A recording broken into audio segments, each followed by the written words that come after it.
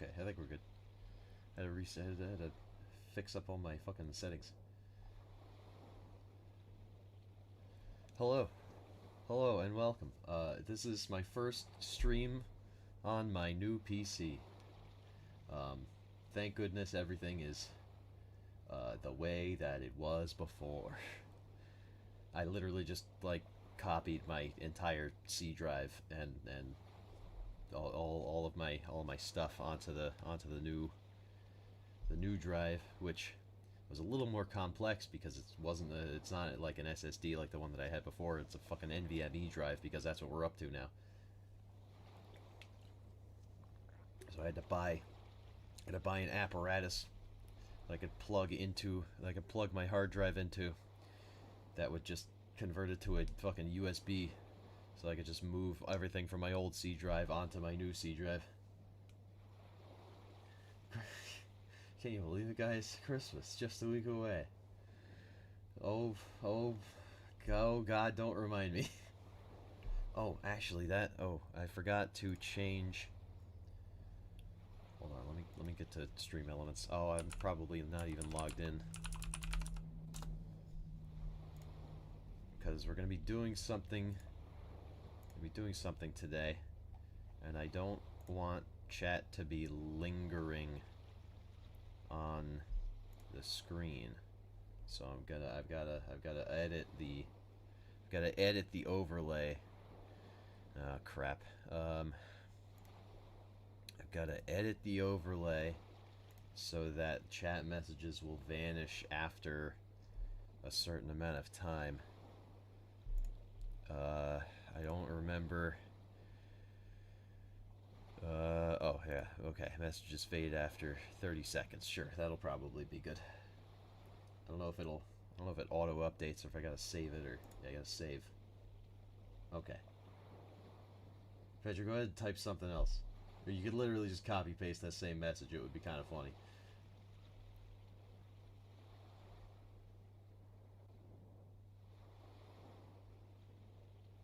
Some fucking smartass. All right. Great, thanks. All right, give it 30 seconds and see what that does. Hopefully it disappears.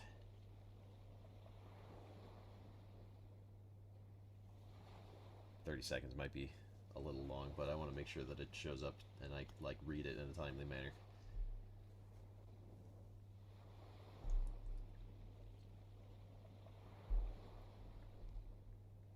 Ah, yes, there it goes. It's vanished. Okay, good. That's what I wanted. Because today is the very first episode of Mythos Mondays. And Mythos Mondays is an idea that I had probably like a couple of months ago, about when I started streaming. What I wanted to do was talk about stories, or maybe read some stories live on stream. And then the other day, Witch on the Holy Night released in English on Steam. Witch of the Holy Night is a Type Moon Nasuverse fucking visual novel. And when I say visual novel, I mean like kinetic novel, because there's like, apparently there's no like meaningful choices. Like there's one ending and that's it. So that's what we're going to be doing today. Is I'm going to be doing some reading. We're going to explore the origins of the Nasuverse. This Witch on the Holy Night as a script, I learned the other day, was written and completed in 1996, specifically December 18th, 1996. So like almost exactly a year after my birthday, which is fascinating. And despite being completed first, it was not released until after the Kara no Kyokai series, which in itself is kind of its own like setup for the Nasuverse, but it's separate. I don't know, things get complicated. Fate is only the tip of the iceberg, if you can believe it. Fate is itself an iceberg, which is the tip of the fucking Type Moon iceberg. And I don't really know a whole lot about it. I know very little about Fate compared to people who actually like know Fate. But that's also part of the reason I wanted to read this, is because it'll kind of maybe catch me up on some of the stuff that I should know but don't, and kind of expand the ideas in the universe. Maybe eventually we'll read Fate Stay Night as well, but I'm kind of also waiting for the Fate Extra remake. I don't know. The rules for Mythos Mondays are not exactly set in stone. Originally, what I wanted to do was to kind of write scripts of my own about bits and pieces about storytelling that I liked, like kind of taking my own spin on mythology. Fate Hollow Ataraxia anime. I agree. I definitely agree with that. I don't know. I feel like something was said about that recently. Not necessarily in anime, but it was like brought up in some context where people were like, "Oh, I wonder if maybe they'll do something with that." But I don't know. Yeah, originally I wanted Mythos Mondays to be more of like I would write up a kind of an essay, and then we could talk about. I would read off the essay about a certain mythology or an aspect of mythology or some kind of folklore creature or whatever. But I don't know, I feel like that's a little. I feel like it's a little too complex for the audience base we've got going on here. So maybe we just start with some good old fashioned visual novels and some reading.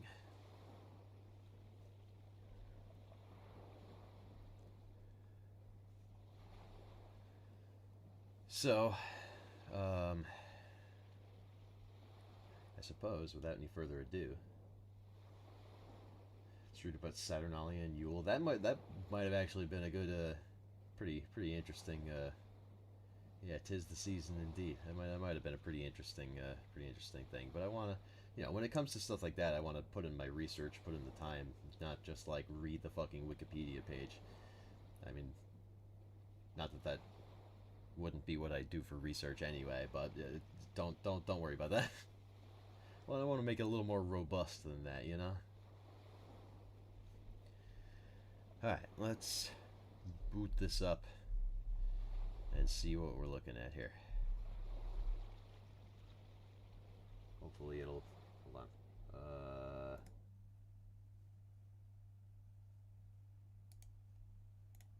Might have to change. Oh yeah.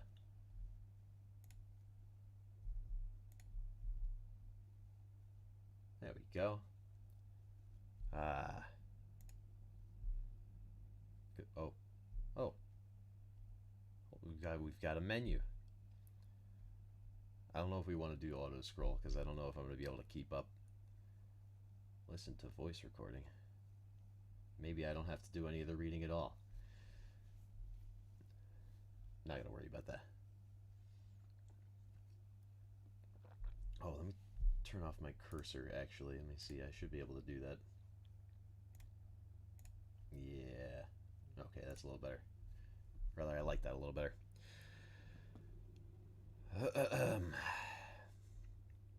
It was a winter's day 8 years ago. That solemn morning when she understood the value of life for the very first time. Flashbang. Her home was nestled on the side of a mountain. Around it was nothing but inhospitable wilderness.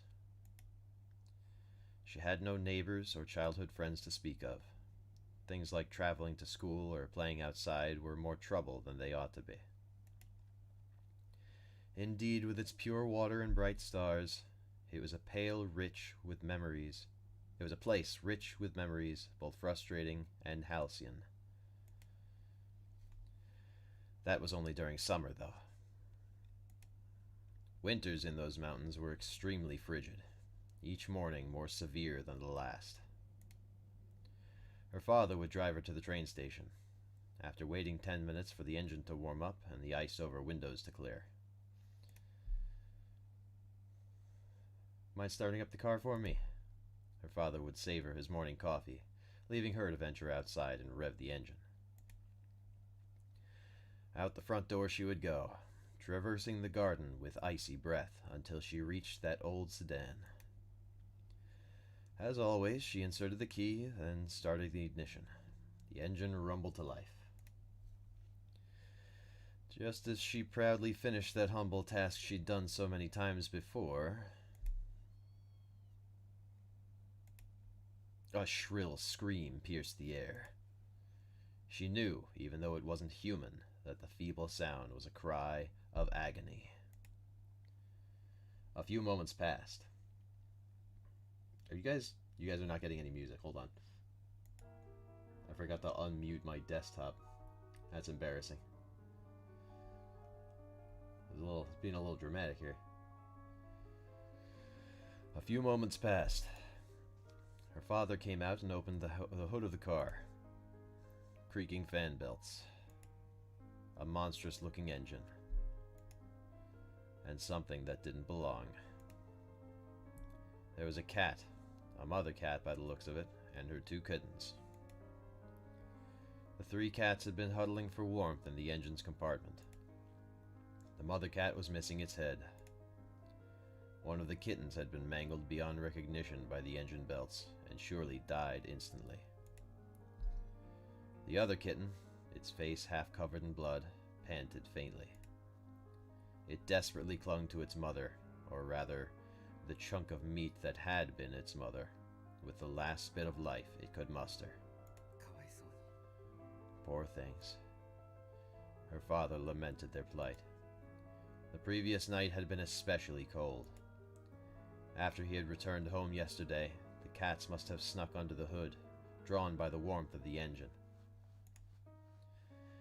They had slept next to the engine, and awoken to a storm of spinning belts. Cars in the 80s were not sealed particularly well, so this was not unheard of. Yes, this is actually rather common, like further north in the U.S. and Canada. It kind of happens a lot. You can't take short trips, or if you do, you have to like check your car for animals because they will do exactly this, and it will not be pretty. It's okay. It wasn't your fault. Her father's voice seemed distant. She could only make out a small tuft of the kitten's gray fur. The rest of it was caked in the blood of its mother and brother. I can see its skull. The fragile life of a speckled kitten. Trembling and possibly blind, it continued to nuzzle against its dead mother's chest. Wait! She took the kitten into her arms and ran deep into the mountains to her grandfather's house. Was it because she was overcome with regret? Or was it the shock of grief? Years later, she still wasn't sure. Fighting back the welling tears, she burst into her grandfather's workshop. Her grandfather was a magician who could do anything. She had never seen magic. She knew that magic was a fantasy straight out of fairy tales. But so was her grandfather. She had to find him.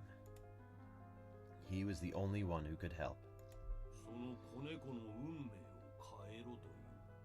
I suppose you want me to alter this kitten's fate, the cave-dwelling magician said indifferently. This kitten needs our help, she pleaded.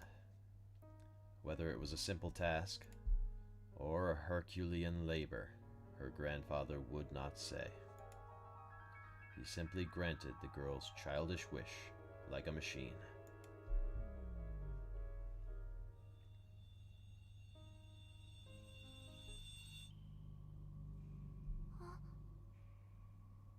Oh no, the girl said. Before she knew it, however, she was holding a tiny corpse in her hands. Its fur was cold. The warmth of life had left its body, and the tears she had fought so hard to hold back poured from her eyes. Regret spread through her chest like an endless gray sky.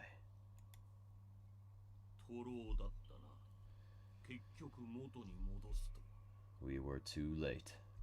Some things cannot be undone.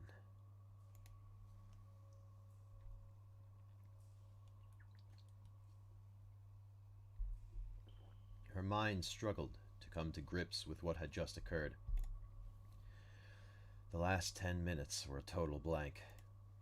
Who she met, what she had known, it was all as if it never happened. The only thing she was sure of was that life, once extinguished, can never return. Is somebody there? That day. It was her mistake that gave birth to me. Indeed. Whatever occurred that day, it was a day of nostalgia and longing. This is the fairy tale of 8 years ago. The day they first met that no magic could ever bring back.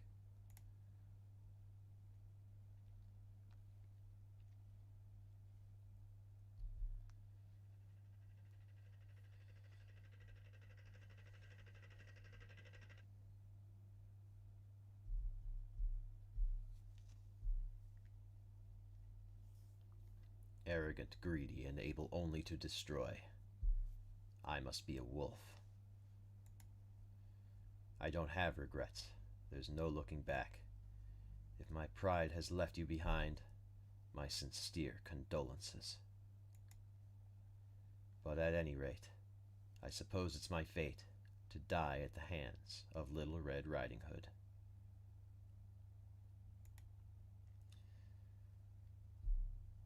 I did not know that was going to be, there's going to be a little wolf reference. Chapter 1, Strange One.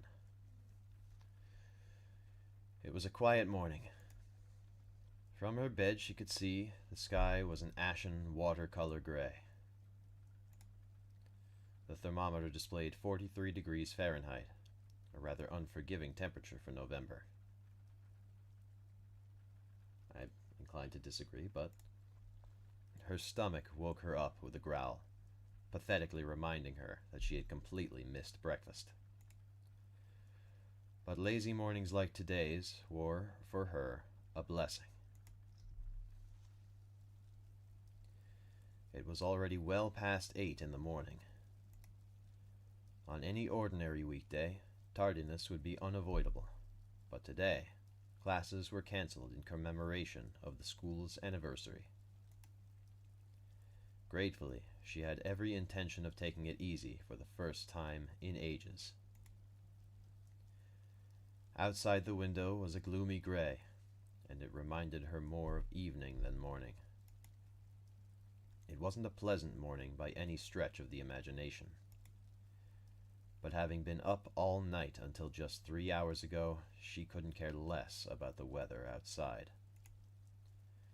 All she cared about was more sleep. As long as she could spend her morning in bed, what was happening outside was of no concern to her.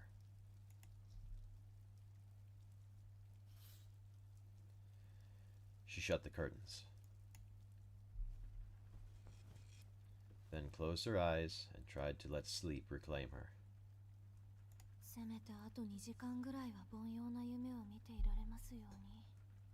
I'd like a nice uneventful dream for 2 hours, thank you. Blissful slumber found her soon enough. Her consciousness faded. However, her simple request would be mercilessly refused.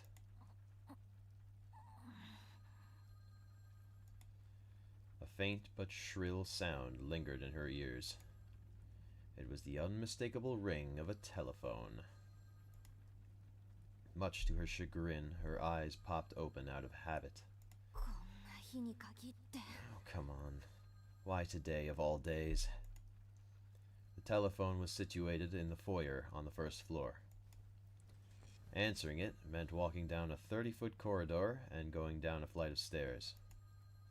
In her sleep-deprived state, that distance seemed somewhere between incredibly far and astronomically far. phone's incessant ringing continued. She knew the caller would eventually give up if she ignored it, but she chose to fight the urge.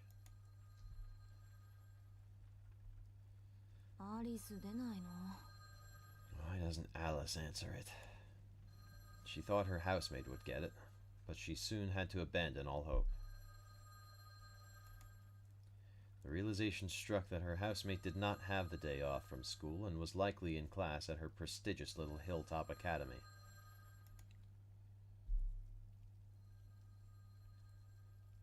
The caller proved incredibly persistent. That persistence made the volume of the ringing seem even louder. I'm trying to sleep here. She was left with no choice but to get up, throw a top on, and leave the room.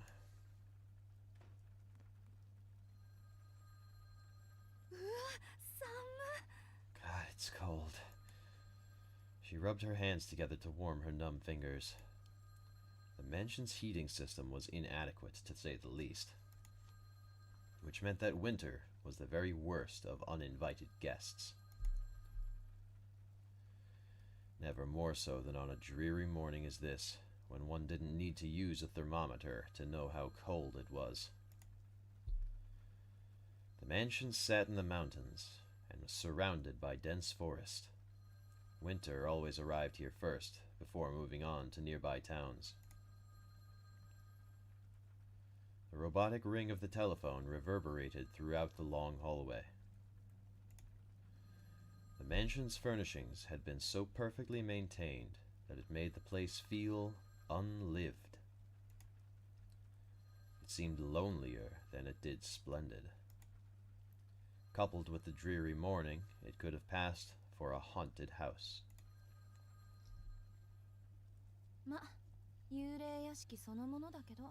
Well, it is a haunted house, I suppose. It's too large for just the two of us.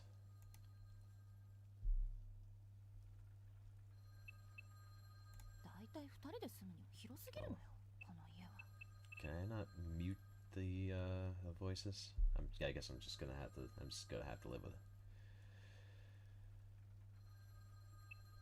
She counted more than 30 rings since it first began. The caller either had a lot of free time on their hands or had a good understanding of the house's circumstances. She had a strong hunch that it was the latter. The window above looked out onto a gloomy sky.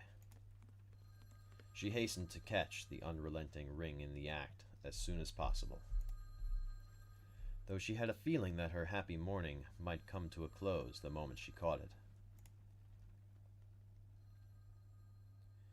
It was here that a series of incidents began.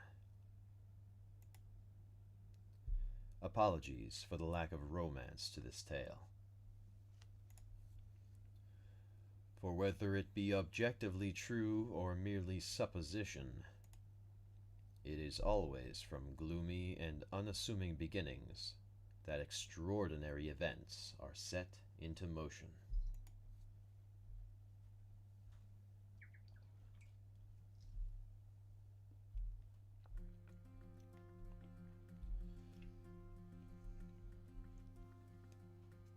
Oh, are we... Hold on.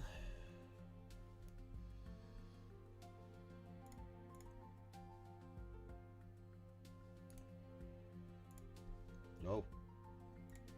Yeah, hold on. That's not right.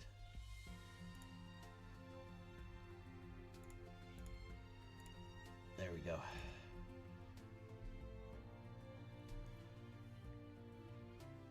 Sorry, we've got an FMV animation going on here, so game capture won't work. Had to hot swap that stuff.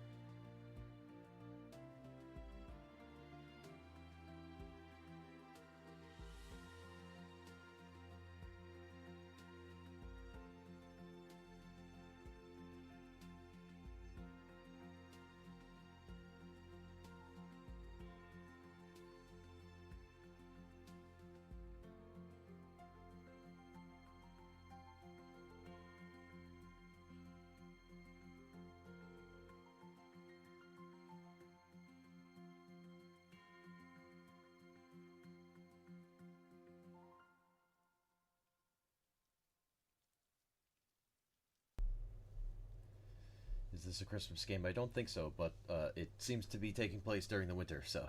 I didn't actually know this. She said it was November earlier, so... If only this game came out on November 14th instead of December 14th. It would be lore accurate. Alright, let me try and switch back to game capture instead of display capture. There you go. Get rid of that top bar. It says the Holy Nights. I figured it's a Christmas game. Well, it might run to Christmas. I don't know. That is kind of what I thought in the first place. I only know what I was told about this game from its own description on the Steam page. And that it's, you know, Type Moon, so.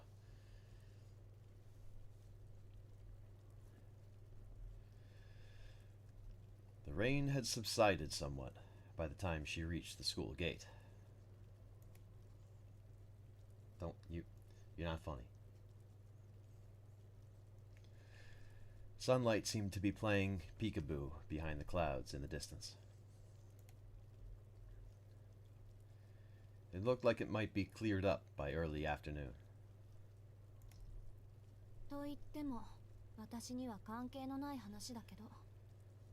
Not that it has anything to do with me, though.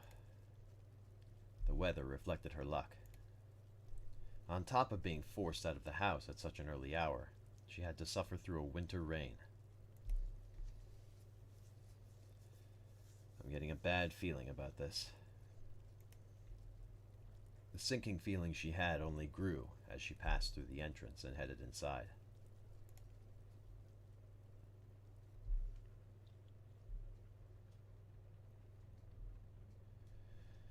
She didn't encounter any other students along the way, nor did she see anyone taking part in club activities either. The reception desk to the faculty room simply read, "Faculty closed." The school had given all of its students the day off, except those explicitly summoned, like her. A fact that irked her more and more as the minutes passed.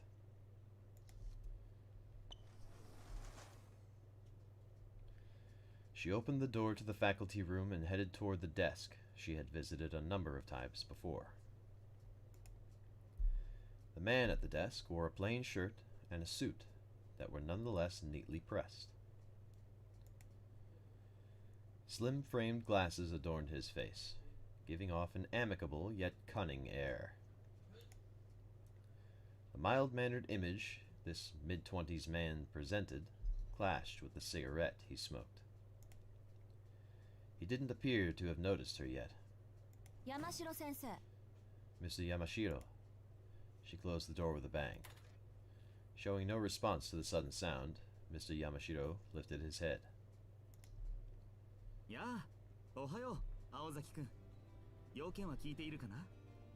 Hey there, good morning, Miss Ozaki. I guess this means you got the call.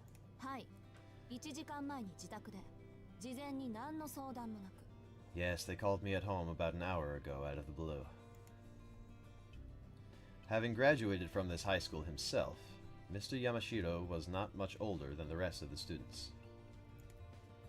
For that reason, the students preferred him over the other teachers.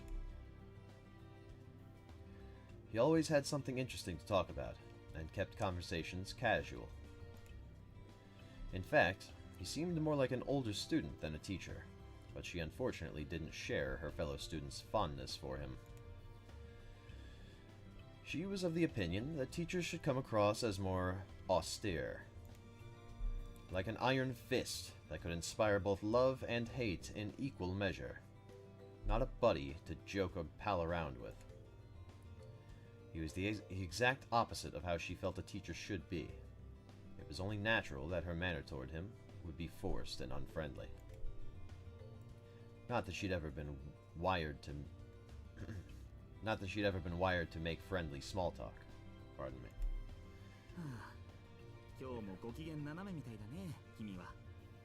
You're in a foul mood today.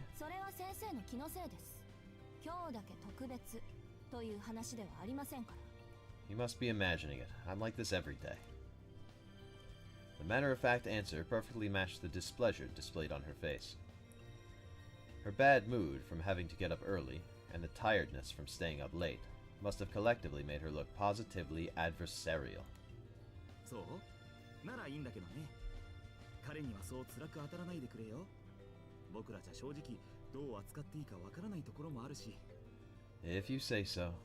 Just go easy on our guest, okay? To be honest, we're not completely sure how to deal with him yet. 先生、その件ですけど、私まだ詳しい話を聞かされていないのですが。About that. Do you want to tell me what the hell is going on? Because I have no clue.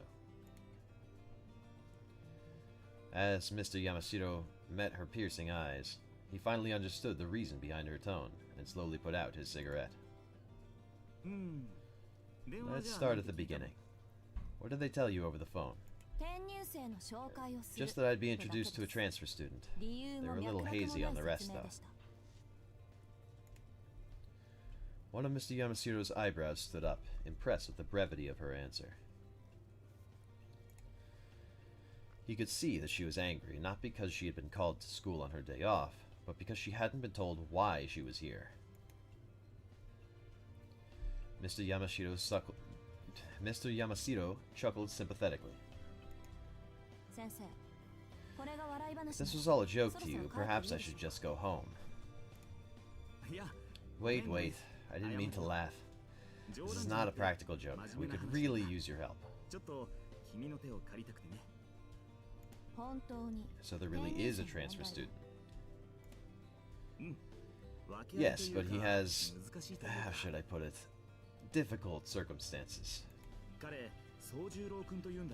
His name is Sojiro, and he's a bit, well, peculiar. So we thought someone around the same age would be best suited to show him the ropes.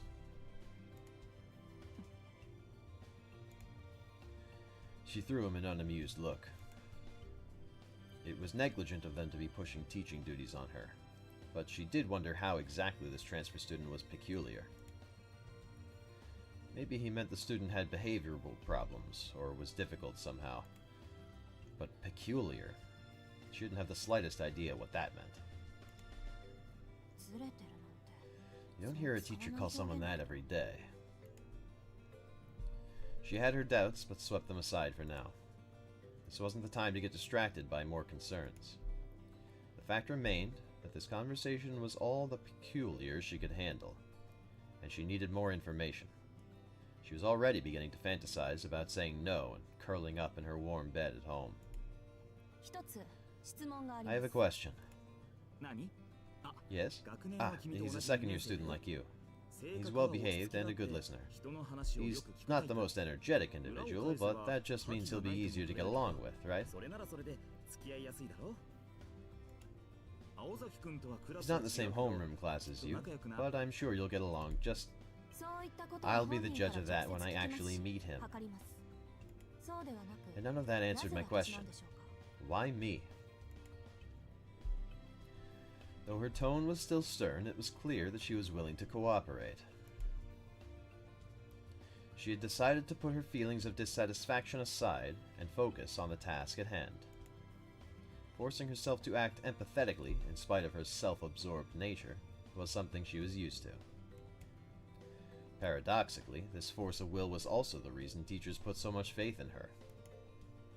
To a point. At times, that strength shattered expectation, and on those occasions, they were left with no choice but to treat it like a natural disaster and weather it until it passed. That was how Mr. Yamashiro had come to deal with her, as over the past year.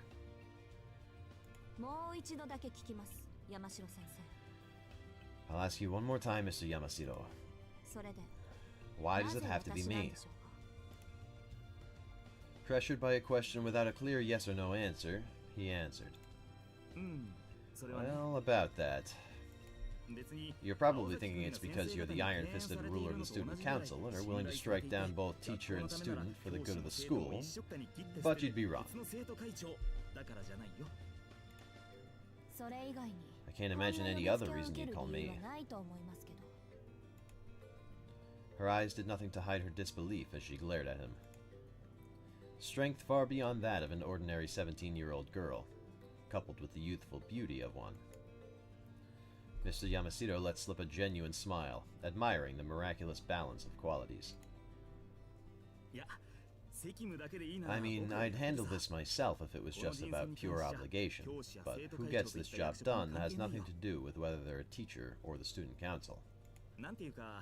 I just felt that you were the only one who had entertained this kind of a request, without needing to weigh all sides. That's why I insisted it be you. In other words, he knew she wouldn't say no. Mr. Yamashiro. Oh dear. Would you stop glaring at me like that already? At least put on a smile for your new schoolmate. Look, if you're agreeing to help, we should go see him. We've already kept him waiting long enough as it is. And because you braved the rain to get here, I'd be happy to give you a ride home. Mr. Yamashiro stood up gracefully. I'm good, thanks, she replied, before turning and walking out of the faculty room.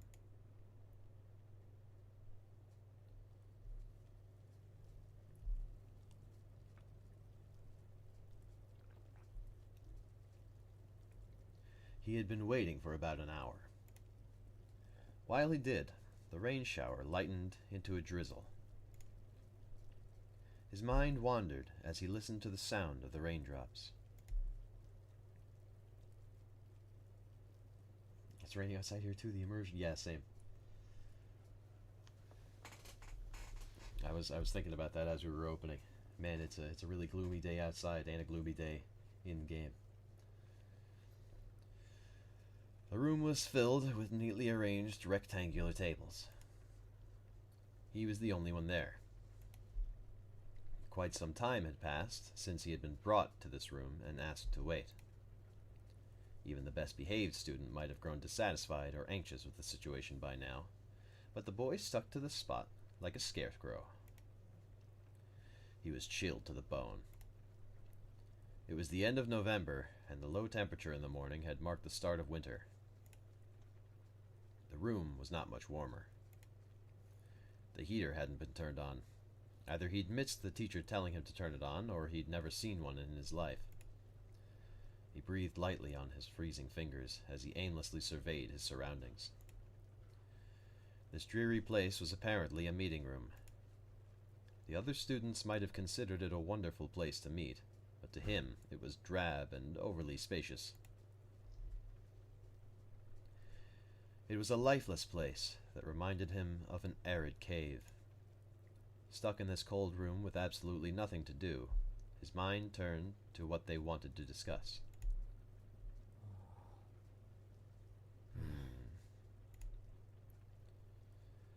Unable to come up with a solid answer, he returned his attention to the sound of the rain.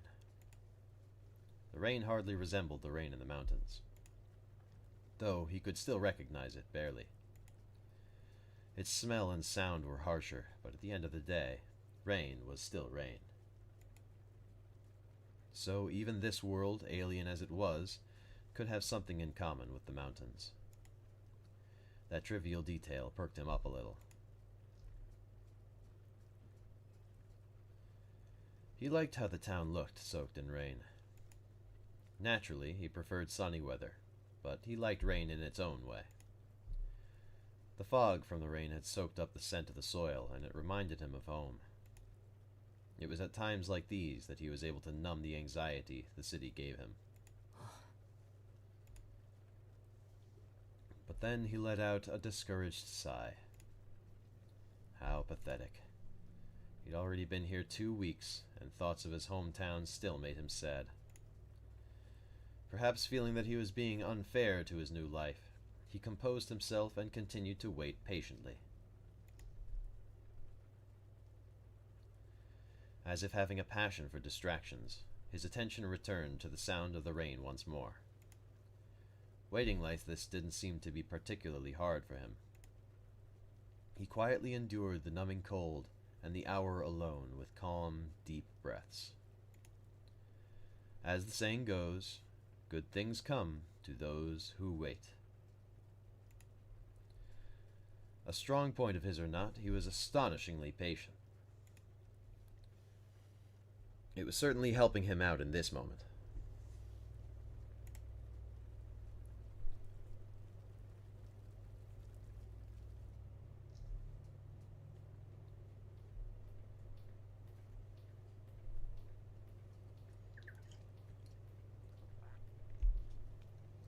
She, on the other hand, was livid. The profile of the transfer student had been explained to her on her way to the meeting room. She was told he had lived his whole life up in the mountains without any electricity. That meant more than half of civilized society would have been an utter mystery to him. What a miserable level of isolation. How is this even possible in post-war Japan? He's like Robinson Crusoe. She had every right to be angry. His village had apparently remained isolated in the mountains for many years. Contact with the villages in the foothills of the mountains only occurred once a month or so, which was unfathomable in modern Japan. Although expressways in Japan Rail, the old national railways, now span the country like arteries, it wasn't entirely impossible for mountain villages like his to exist. But she couldn't imagine how someone born to such circumstances would think or live. When you say no electricity, you mean in general, right? Like he must have had access to a public phone. Apparently not. He mentioned how shocked he was by the phones when he started living here. I kid you not, he said, "Wow, telephones are so useful." Couldn't really deny that, could I? She sought a sidelong glare his way as he laughed. It seemed that the naivete of the country boy had cheered up Mr. Yamashiro a bit. They probably didn't have police officers either. My family home is up in the mountains, so it's not inconceivable they wouldn't have electricity. But he doesn't even know what a school is? Nope. He'd heard of them, but this is apparently the first time visiting one. Maybe that's why he's nervous. He wasn't very talkative. He's almost, what would you call it, feral? Like a boy raised by wolves. I suppose that makes this a safari.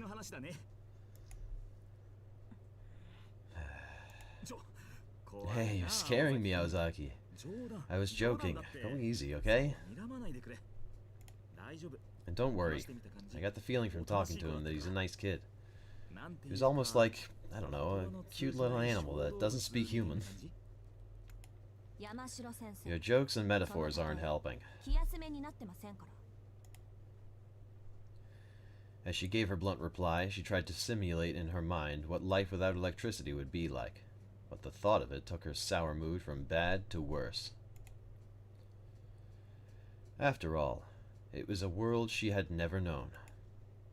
She could understand why the teachers had given up. She too wanted to give up and return to her warm bed, but her good-for-nothing pride was holding her hostage. Not only did the teachers believe she was up to the task, but she also believed she could do it. It wasn't that easy to go back on her word, no matter how bad things looked after the fact. She walked along the hallway, the rain pattering in the background. The meeting room was already in sight. With a furrowed brow, she fixed her long hair in anticipation of meeting the unknown stranger within. Her elegant strides were like those of a confident general going into battle. Aozaki, I believe in you and all, but I'll say it once again. Be nice, okay? Can you at least try to smile? I'm bad at faking smiles, but I'll do my best. Really? That's a relief. I really mean it. It's good to know you're not good at everything.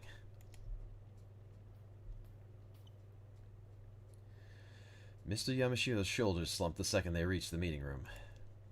As he put his hand to the door, his eyes seemed to say to her, "Be nice, please." This only made her more irritated. I already know I'm not the friendliest looking person in the world, but I can't just make myself smile at the drop of a hat. You should have asked Tobimaru if that's what you were after. She sighed about her social shortcomings, but then it occurred to her that being called into school on a day off while sleep-deprived wasn't anything to smile about anyway. She also thought the person responsible for this mess would be better off attending elementary school. It might not be his fault, but neither was it her duty or obligation to do the teacher's work for them. At the very least, they could have used their brains and organized all this on a normal school day. Another complaint she wanted to voice later. I hate him already. He's my sworn enemy and I haven't even met him. Sorry, but I couldn't care less about his extenuating circumstances. You think this isn't awkward for me too? Honestly, why did this have to happen when I'm so busy?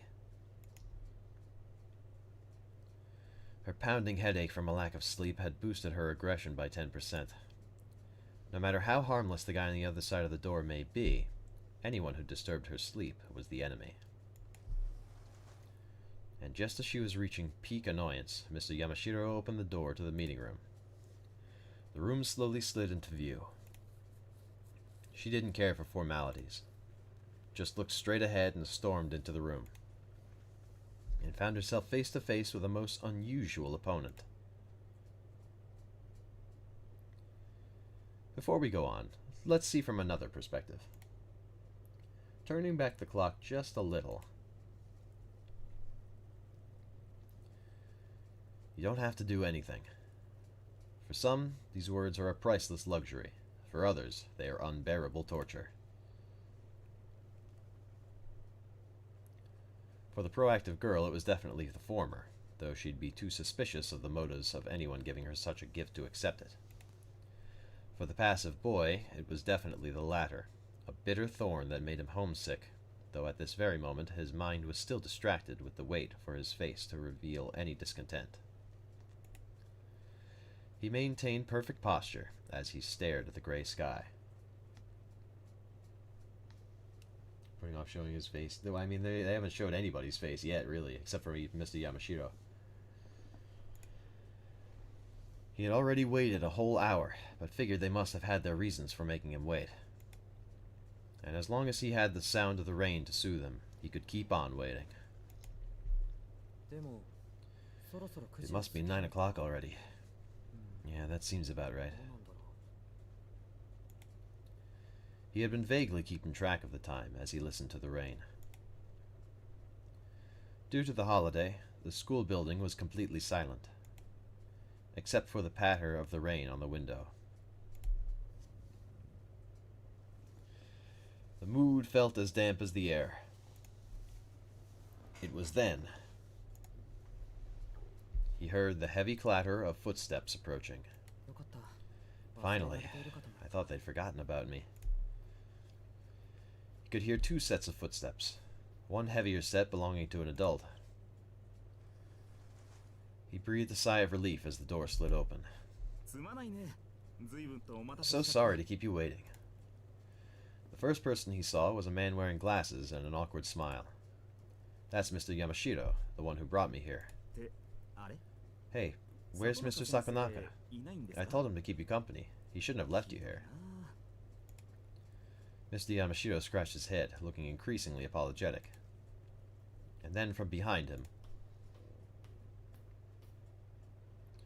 with a tight-lipped expression that made it clear she didn't want to be there, a dark-haired girl with a determined look in her eyes appeared.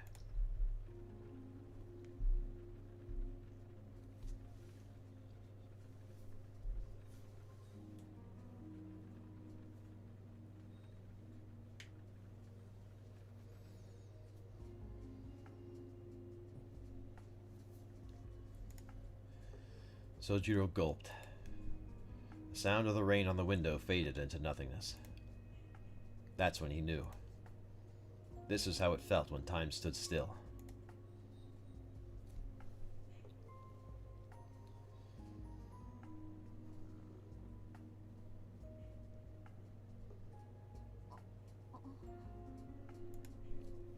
She blinked quickly a few times, as if taken aback. Why was anyone's guess?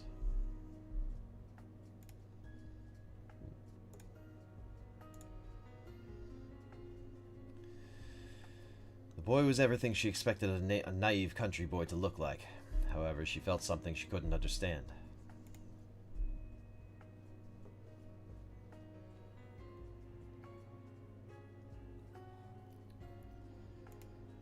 His eyes widened slightly as if taken aback. The reason was obvious. Putting his feeling into words was a different matter altogether, so we will never know exactly what he experienced in that moment.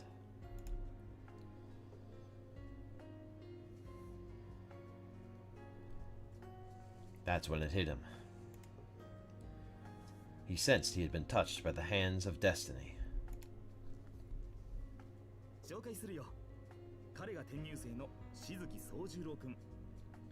Allow me to introduce the two of you. This is the transfer student I mentioned, Sojiro Shizuki. And this is the girl that will be showing you around. She's our student council president, and came in on her day off just to welcome you. Her name is Aoko Aozaki.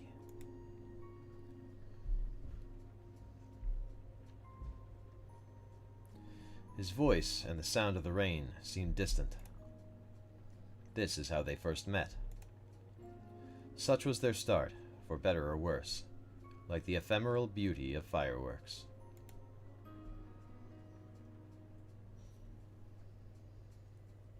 Doesn't sound particularly romantic to me.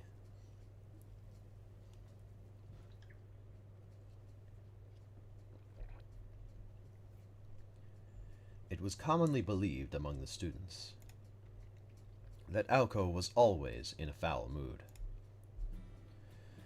But this gossip was 90% prejudice, as Aoko simply didn't have time to be irritated 24/7.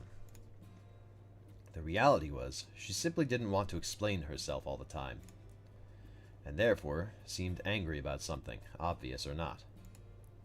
This idle gossip did, however, lead to her earning the title of one of the school's 7 deadly threats. The remaining 10% of the gossip was right on the mark. Aoko herself often had the feeling that her tendency to feel animosity toward harmless things was akin to what a chronic headache sufferer might experience. Today fell under that 10%.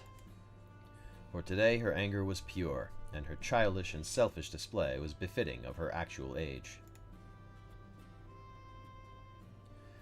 The meeting room was dimly lit, awash in the colors of the rain. To reduce electricity costs, school regulations forbid the use of lights during the day. This was the setting the three of them found themselves in. Her first impression was that his calm demeanor reminded her of a field of wildflowers. In spite of his perfect posture, his overall air felt placid, tame even. And though describing him as meek would be going too far, at the very least, he was passive. Even through his uniform, she could see that he was thinner than average. His dark hair was unkempt, and he came across as a wholly forgettable boy. If she had to look at him in a more positive light, she would describe him more a young man than a boy. It was his calm demeanor that made him seem more mature. Was that the cause of Aoko's reasonless reaction? He seemed almost too at home in the meeting room, and she was left with the impression that it was her and the teacher, not this outsider, who were the guests there. She felt an unidentifiable aggravation building within her, almost as if her right to be here was in question. Aoko felt herself raising her natural defenses. What's with me? Am I really this angry for no reason?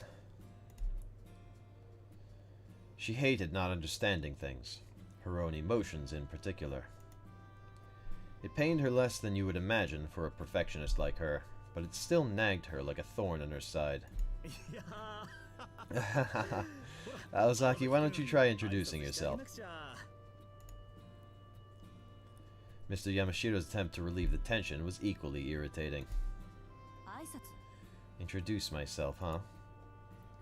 After casting a nasty glance in the teacher's direction, Aoko turned to face the boy. From an outsider's perspective, it might have looked like a stare-down.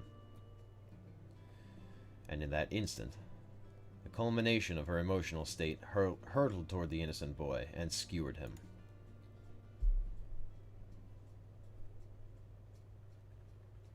いや、待たせたね。 Again, sorry for the wait, Shizuki.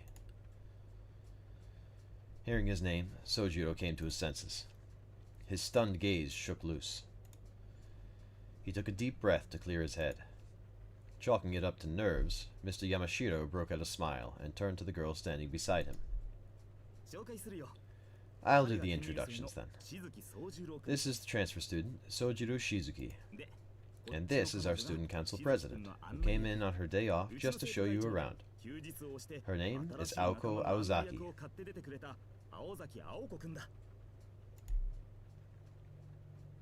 Having been introduced by Mr. Yamashiro, the girl took a step forward. Her eyes were merciless.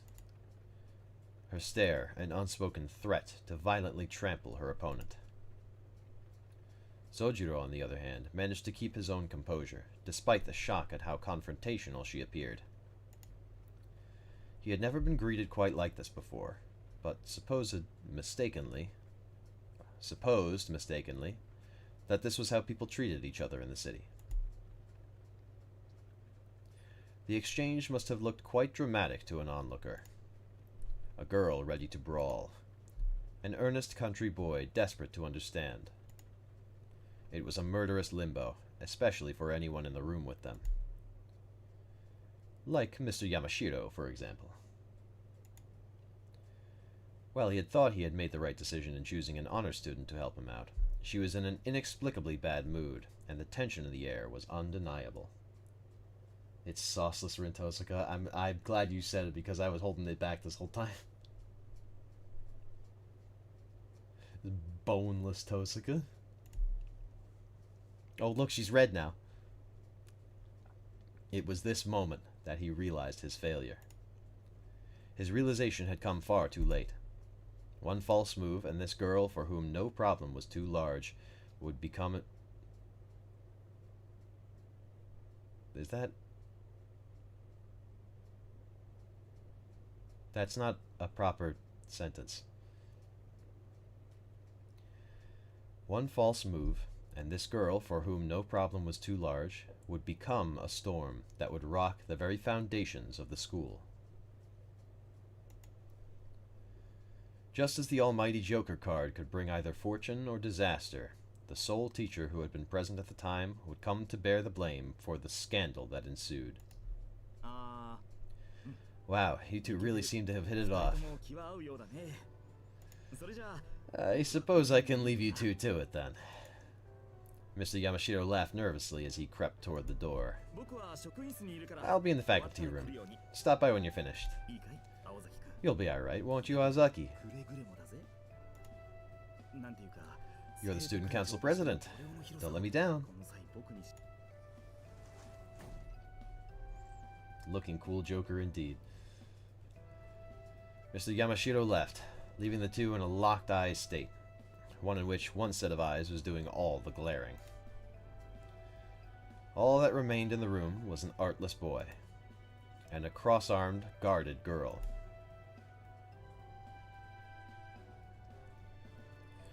The two lingered in silence.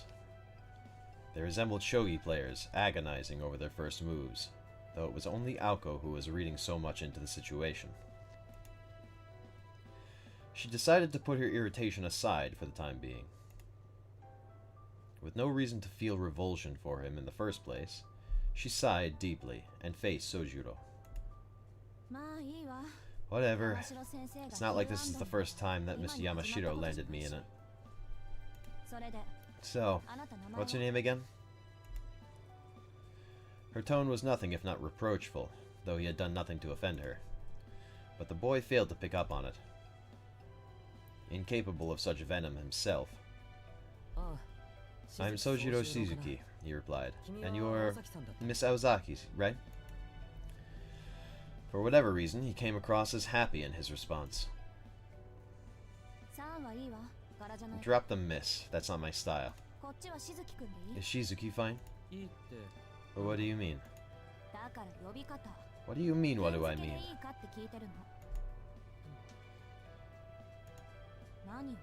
Hello? Did I say something weird? Yeah, very. The boy replied immediately as if it was a natural response, but quickly second-guessed himself. いやいいんだ Never mind. That must be normal here. しずきくんで頼む You can call me Shizuki. 君は青 You 崎 mind if I call you Aozaki?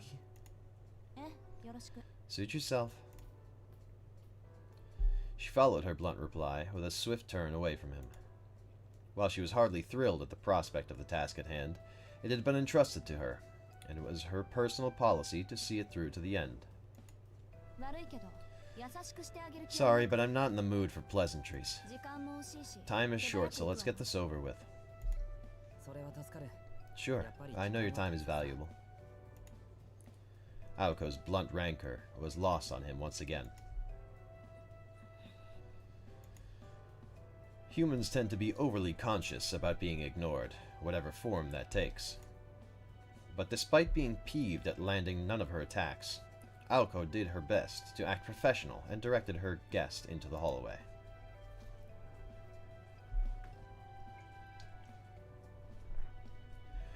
There was no sunlight in the hallway, nor any sign of life. This was more like a prison than the cave that was the meeting room. As it dawned on Aoko, the hallway matched her mood.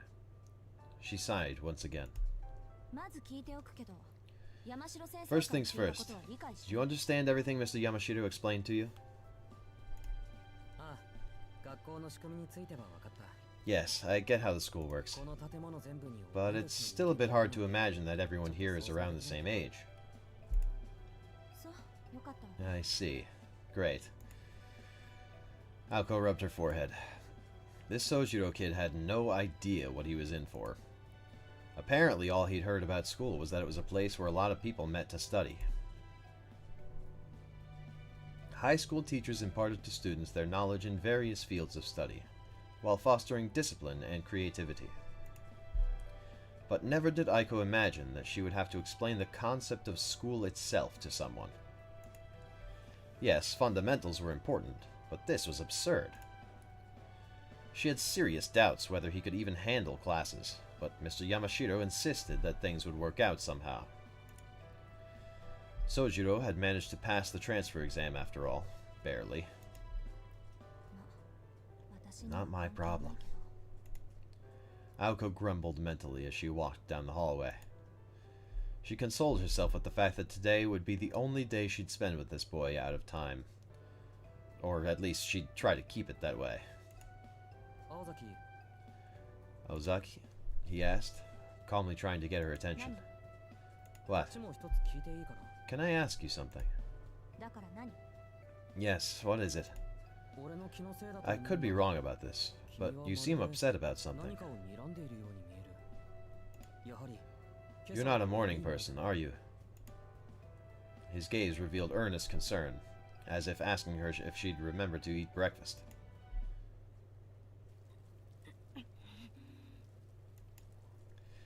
It was like another hammer to her head. It was true that Aoko had been glaring at Sojiro the entire time. Glaring red-hot daggers, in fact. Not just at him, but the universe. Even on her best days, her roommate used to remark, 青子の視線は普通 Most people can't handle your scowl, Aoko. もう少し It wouldn't hurt you to be a little more tolerant. 寛大になるべきね She'd been warned that her emotions were so naked on her face that people treated her like a powder keg. How naive could the boy be that he could not pick up on this? 私をバカにしてる He's not making fun of me, is じゃ he? なさそうよね No, he couldn't be.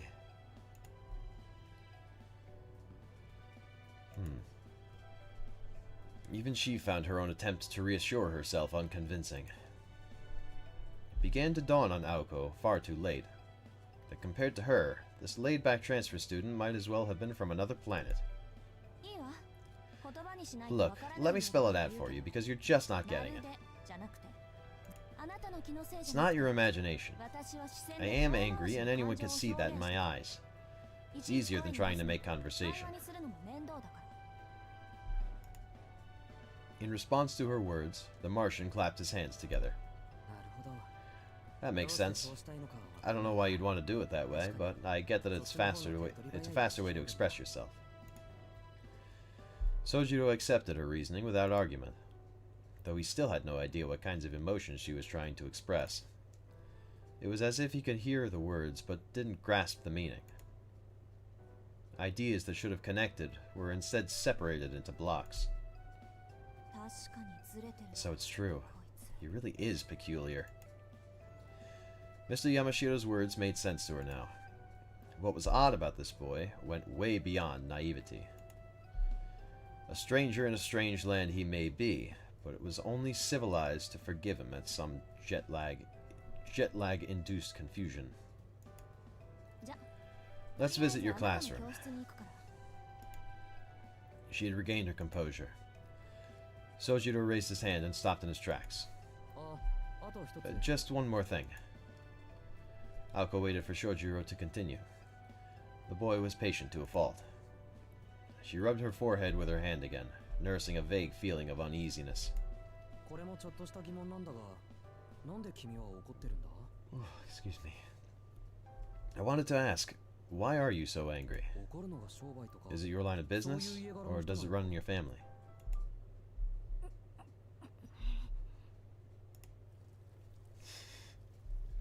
A long silence. Though she knew it wouldn't change the situation, she remembered her regret at answering the phone that morning. He meant no harm. She repeated this thought like a mantra in an attempt to keep her impulses in check. It's not you if that's what you're worried about. I'm just trying not to think of how much better my day would have gone if I'd slept until noon.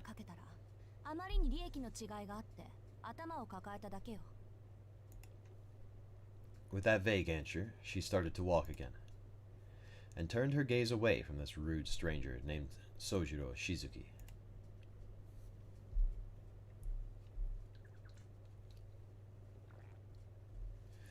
While what constitutes normal is certainly up for debate, most would undoubtedly refer to him as so. He was a simple and nice boy with nondescript features. If he were an ice cream flavor, he would be vanilla.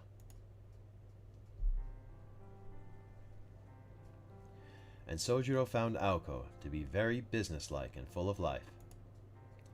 There was a certain purpose to her movements, as they began and ended in an orderly fashion. The way her finger raised when she pointed at things. The way she made her way across the hallways and classrooms. The way she would occasionally glance back at him to make sure he was keeping pace. Each and every movement was so impressive that he couldn't take his eyes off her. Aoko showed him to his Class C of the 11th grade. The room certainly displayed more of a human touch than the previous meeting room, but Shojiro was none the wiser as to its function. Aoko gave him a brief explanation before they visited individual subject classrooms, as well as the gym, cafeteria, locker room, and school infirmary. Sojiro asked so many questions that much time passed before they reached the AV room on the second floor. Oh dear. Sojiro stopped, looking genuinely concerned. It's 20 to 1 already. Huh? You're kidding, right? This school isn't that big. We'll be done soon.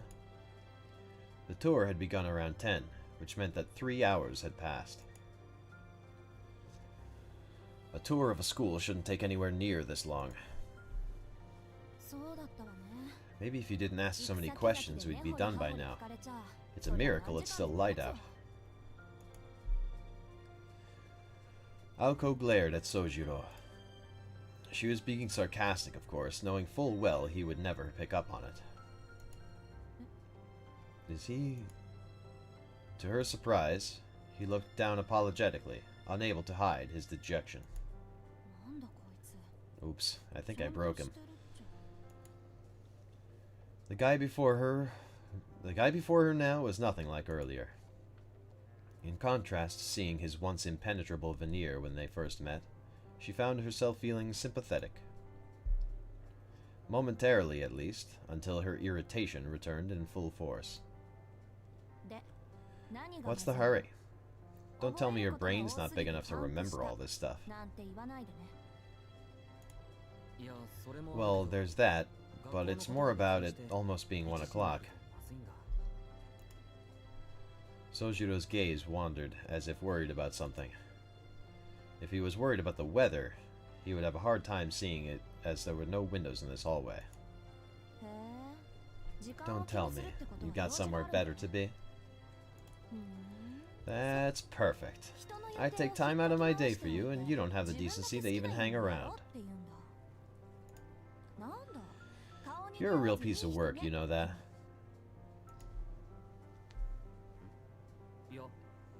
He said, where? I don't know about that. Thanks, I guess? That's nice of you to say. Not a compliment! She yelled at him, unable to hold back her fury. Well... Well, what? What's happening in 20 minutes? Sojiro's face lit up as he finally understood what she was asking him. It's a secret, he said with a perfectly straight face.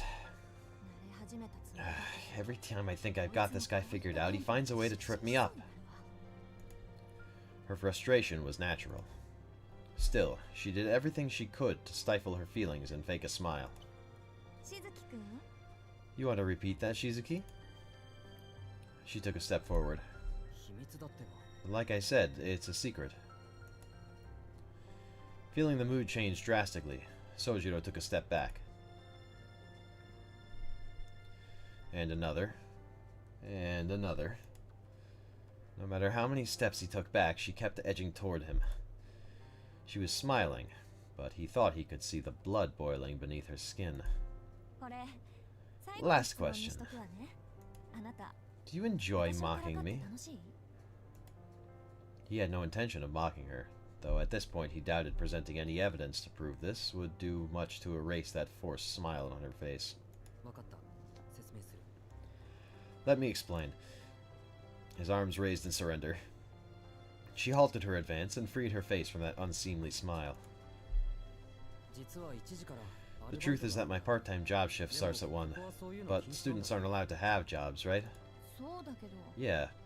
Wait, were you being tight-lipped because you thought you'd get in trouble? All you have to do is get permission, dweeb.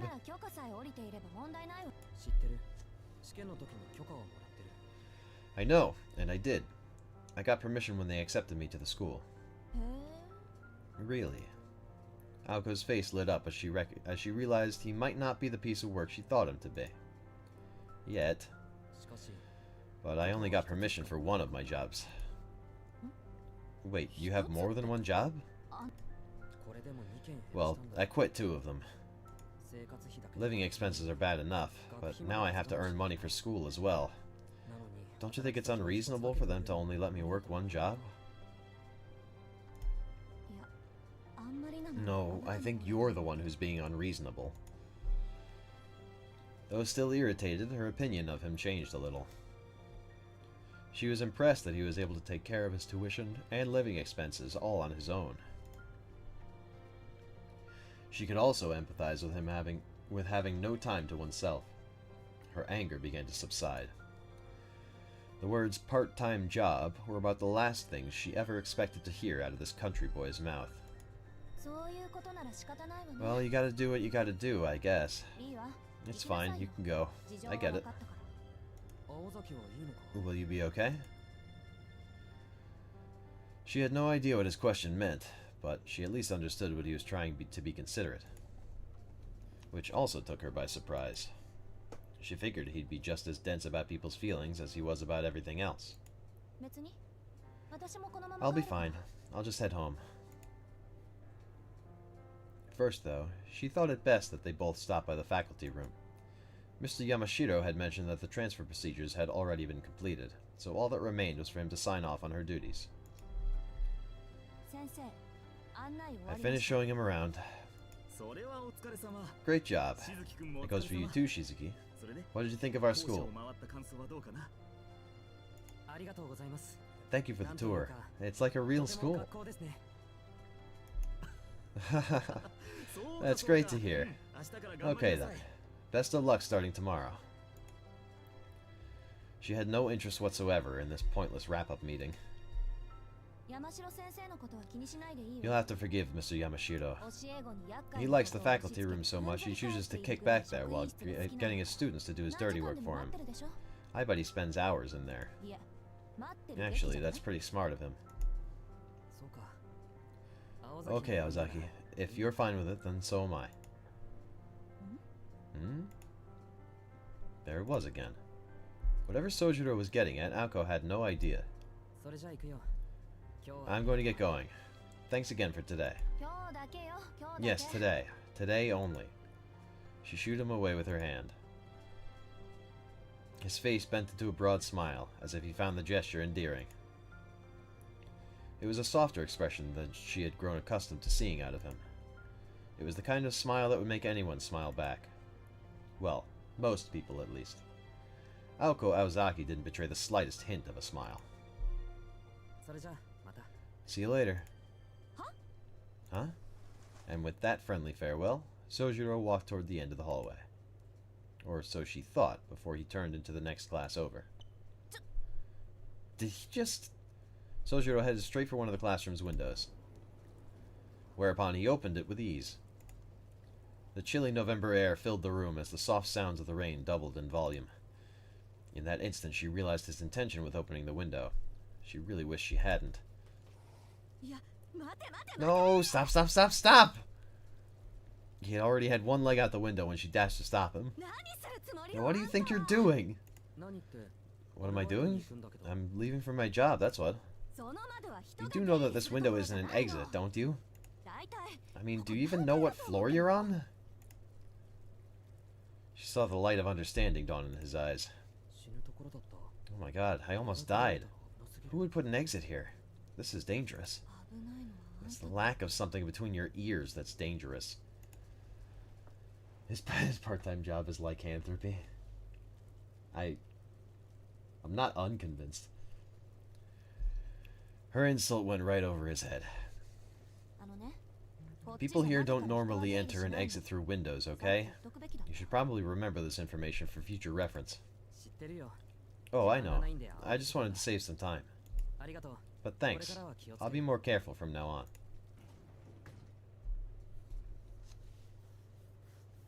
He pulled his leg back inside and closed the window. His school uniform was soaking wet from the rain.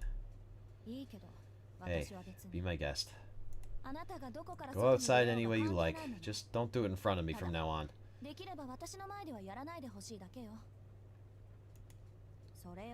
Anyway, you start school tomorrow, right? Yeah, I'm a little nervous though, which is why I came in early for the tour. He bid her farewell before running away down the hallway. She hoped he would walk down the stairs and leave through the school entrance, like a normal person. I wonder if he's really going to be okay here. The image of him disappearing into the distance popped into her head in spite of her ire. She had no intention of spending any more time with him, and yet she felt strangely anxious. She couldn't tell if the feeling was fueled by concern or irritation. Why had she even gotten angry with this insignificant transfer student in the first place? A strange day with a strange transfer student resulting in strange emotions. Her head tilted as she reflected on what should have been a more enjoyable day than the irritating experience she just had. Whatever. It's not as if I'll see him again. You go to the same school, right? The sound of the rain echoed quietly all around her. The gray sky seemed frozen in time. It was impossible to discern whether it was morning or evening. Mr. Yamashiro and Aoko were likely the only ones left at the school. The unlit classroom looked overly gloomy and ominous as Aoko stood in it alone.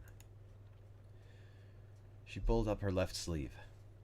Her dainty, unremarkable watch showed that it was almost 1 o'clock. He was right about the time.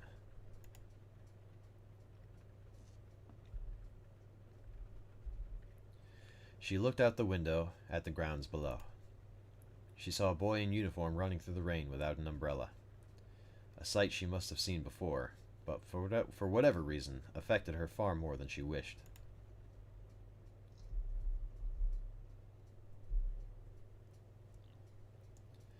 Aoko did not stop by the faculty room before heading home. While Mr. Yamashiro's offer to drive her home was tempting, she decided it would ultimately be far more satisfying to ruin his day just as he had hers. She walked as quietly as she could toward the entrance and opened her bright red umbrella. As she had predicted that morning, the rain was waning in the afternoon. At this rate, it would probably cease completely in an hour or so. The distant sunshine would likely have reached her by the time she arrived home. Well, I suppose it could be worse. She shrugged her shoulders in resignation. She neither liked nor disliked rain, but she found herself enjoying her walk home with her red umbrella in hand. The teachers at Misaki High School weren't fond of bright colors, so Aoko's red umbrella was an unusual sight. A ghost story about how the umbrella was once pure white had been making the rounds, but it featured Aoko instead of a ghost. It was with that umbrella that she made her way toward Misaki Station. Misaki Private High School took its namesake from the town it was in. The area was once a sprawl of farmland and woodland, but rapid growth over the last 10 years had led to unprecedented modernization. There were some who fought to preserve Misaki's natural treasures. I agree in principle to preserving the land, but not at the expense of our prosperity. With those words, the mayor snuffed out the voices of the minority and ushered in a long-term plan for new urban development. More than enough funds for the urban development were collected, and the unassuming town of Misaki became the largest municipality of Misaki City in merely 10 years. Even though it lacked the modernity of neighboring Yashirogi, or the elegance of Misaki Hills. What did people expect? To keep the town hidden atop the mountain forever? It's not like they were going to flatten the mountain or something. Urbanization had been contained to the lowlands around the station, with most of the hills and mountains still standing as they did 10 years prior. The exhaustion of funds succeeded in protecting the old Misaki where the citizens could not. It became a truly odd suburban town, welcoming an increasingly urban population with its vestiges of old country charm. Misaki High School was a private school established long before the town's current state. The original campus, built 50 years ago, was located high up in the mountains, making its current location its second incarnation. The path to the old grounds was not only steep and remote, it had become an overgrown game trail with the passage of time. For these reasons, among others, Misaki High School had been shuttered until almost 20 years ago, when it received a donation from a department store chain that allowed for the construction of a new campus in the city. And thus, Misaki High School reopened its doors, the old woodland campus forgotten. In fact, most of the students attending Misaki High School were not from Misaki at all. The hardy rustic people of this country town preferred prefectural schools to private ones. Truth be told, Aoko herself was one of them. All she had wanted after junior high was to move to Tokyo, where she hoped to spend her days touring her favorite bands on her way to entering a public university. But her hopes were dashed with her sister's departure, so here she was, walking alone in town with only a red umbrella to keep her company on what should have been a day off. Looking back on it now, it's like my whole life has been one disaster after another. Her frustration evaporated into the cold December air.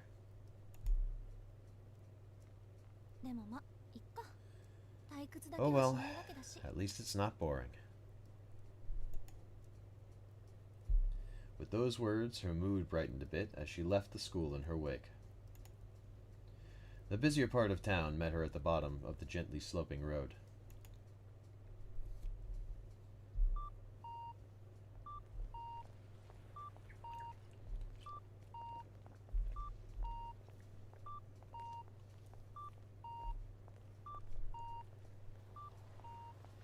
Misaki's train station was brand new. Once looking no prettier than an abandoned factory, it had been renovated into a multi-purpose structure with huge department stores on its east and west sides. When the department stores first opened, Aoko and her friends had been impressed with their modern feel, but in time, the stores too became dated. She had no shopping to do today, so she passed them by. What she really wanted to do was rest at a cafe, but she fought the urge, knowing her roommate would never let her hear the end of it if she frittered away her money.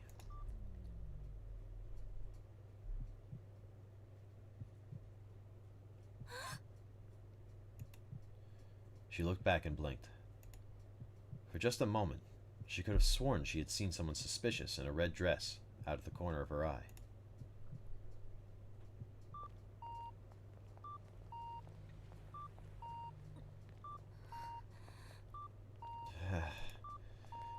It must have been her imagination. The sixth sense chill she was experiencing down her spine was a familiar one at this point. She continued her walk home, brushing off the event as if it had never happened. In time, the chill faded, and all that was left was the sounds of the town.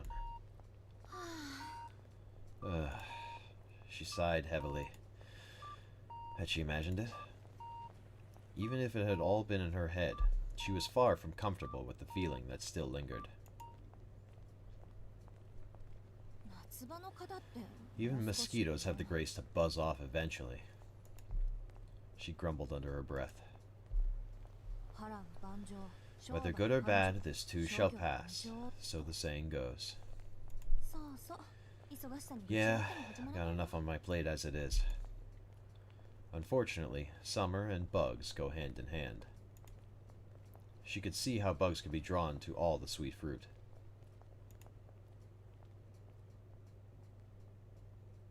What's...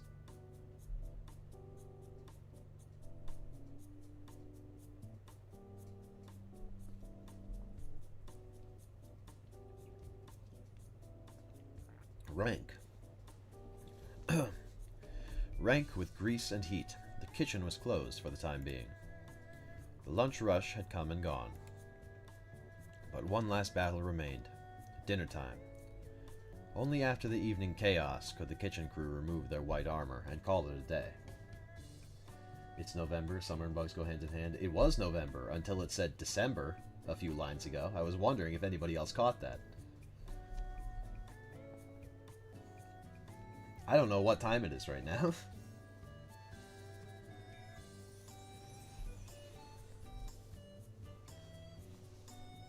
Frankly, I'm pretty confused and reasonably convinced that there's time travel happening.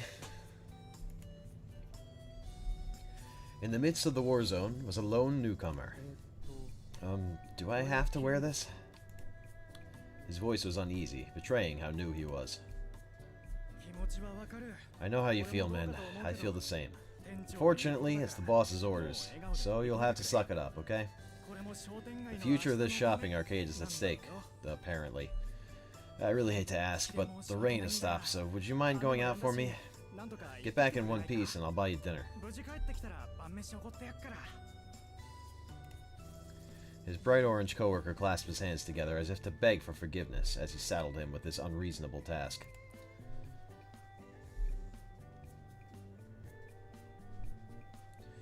"10 years ago, Misaki City was a town of farm and woodland. But everything had changed. The front of the station was now lined with tall, multi-story buildings, and the residential areas were similarly full of apartment complexes.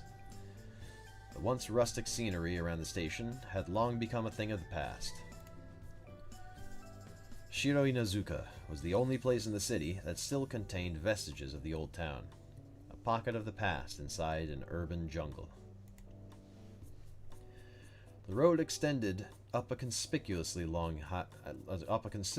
high hill to an old residential district far from the hustle and bustle of the train station. Long ago, it had been considered unwise to build on high ground, so nobody lived above a certain elevation. Shiro Inazuka, sitting as it did atop a hill in the middle of town, was no exception to that convention and had no residences to speak of. The asphalt continued for some time, eventually giving way to a mountain road that was swallowed into the cover of trees. A lone vending machine stood to mark the boundary between town and beyond. Even the children knew that there was nothing beyond the new playground in development that so enthralled them. Well, that was not entirely true. There was nothing besides the haunted house. Aoko Aozaki traversed the long slope. Below her, she could see the whole of Misaki. The symmetrical town looked like a miniature set from this height. It would look like a painting if there had been a sea next to it, but unfortunately, Misaki City was very much landlocked. While it was overcast at the moment, the scene was quite breathtaking on clear evenings.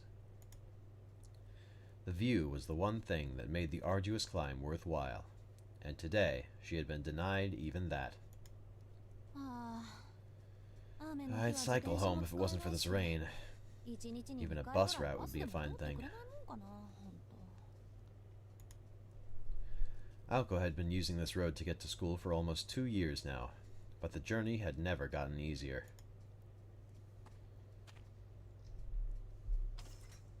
Oh, it's locked? I guess Alice isn't back yet. With a weary shrug, she put her hand on the rusty iron fence.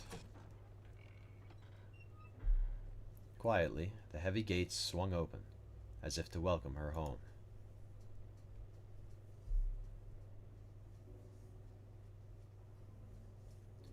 There sits atop that hill a haunted house.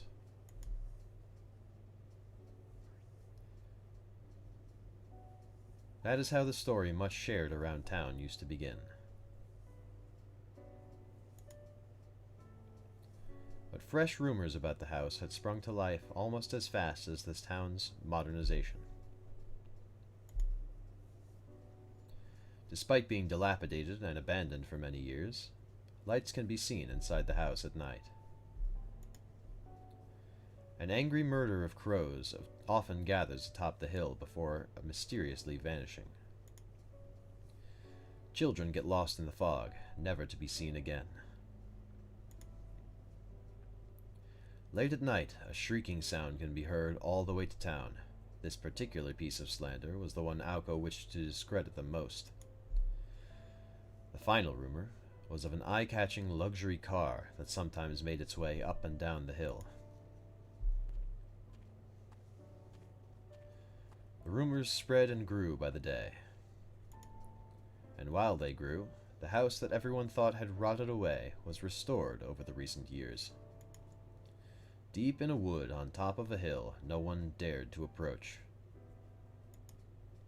Like a ruin, shrouded from view, even on the brightest of days, stood a relic out of time, a building from a fairy tale. The house.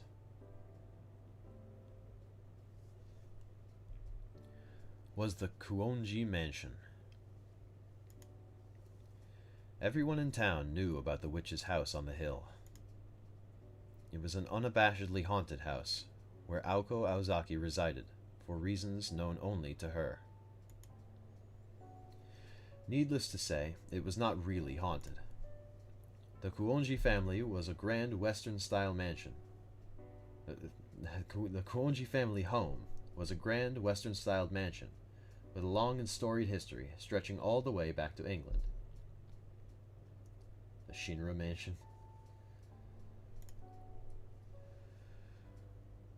It was too small to be a dormitory, yet too big to be called a house. The main building contained as many as 3 normal houses' worth of rooms and was surrounded by a large, all-encompassing courtyard.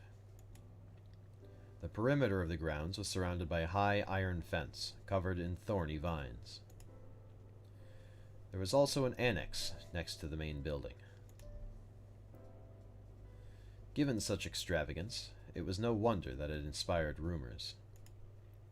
To the town residents, the mere existence of such a lavish and out-of-place mansion on top of the hill was cause for suspicion. Rumors, lies, and slander were the prices to be paid for fame. With only 2 lodgers, it was hard to disagree with the perception that vampires must still be living here. Well, I know I'm not one, but Alice... The thing was too big to be called a house. He's a vampire, not a werewolf. Yeah, but he doesn't live here. She does. And they were roommates. She put her hand on the front door. It was a grand double door that would have paired well with a brass lock, and yet it was secured with little more than a simple keyhole. Pushing it open with one hand, she entered the supposedly haunted house. And by the way, if vampires were not enough to scare you, ghosts were known to appear on certain nights. Ghosts don't scare me either.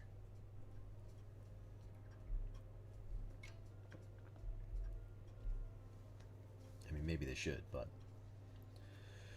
Much like the weather outside, the foyer was overcast with shades of gray.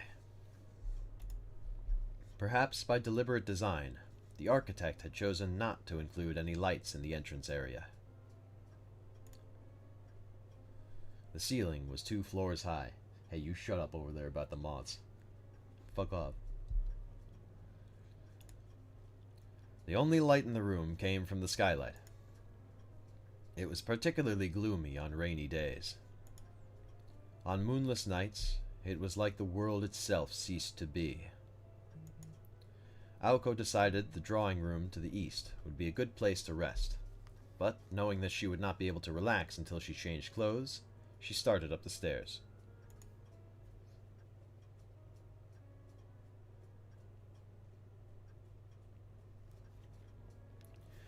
The stairs curled up the wall to the 2nd floor hall. There was a 3rd floor attic as well, accessible from the far end of the hall. She had never set foot in there in the 2 years she had lived here, though. The Kuonji mansion was more or less divided into 2 wings, east and west. Aoko had been given the entire east wing, but 2 rooms were more than enough as far as she was concerned.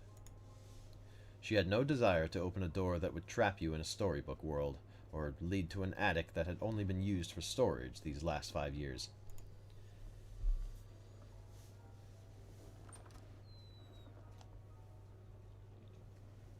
Aoko's room was at the end of the East Wing's long corridor.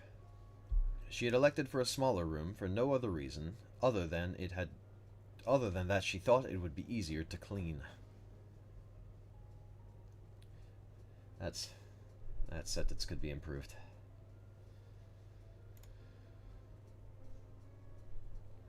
Specifically, you can get rid of that second other. She'd elected for a smaller room for no other reason than that she thought it would be easier to clean. It was furnished with a large bed, her beloved mahogany desk, a wardrobe and chest for her clothes, and 2 9-shelf bookcases. That was the extent of what she'd brought from home. Her entire life of 16 years reduced to this.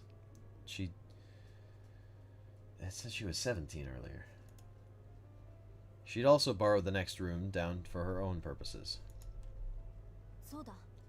Oh yeah, I should check on the watchtower I got from Alice.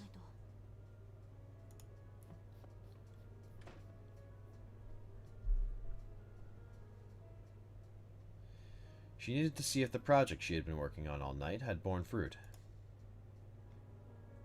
The study next door served as proof of the life she had been living for the last year, and how different that life was from the one she had lived before. It was not a room for the person she had been. It was a room for the person she would eventually become. A place of solitude that only she could enter, or so she thought. Wow. Not only did it break, it vanished without a trace. It looks like I've still got a long way to go. Go ahead, laugh it up, Robin.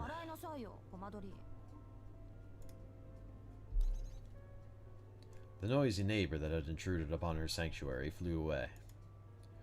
While not exceptionally talented, Aoko did not lack for effort, and was not afraid to fail. One could have almost mistaken her approach for optimism.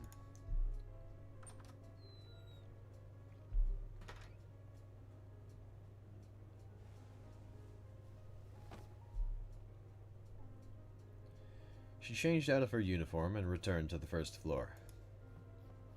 That's a comfortable looking sweater.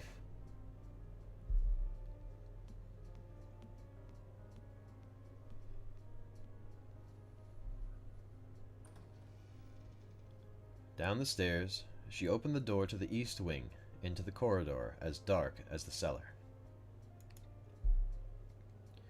The absence of windows meant it was pitch black without the lights on, so she flicked the switch and entered the nearby doorway.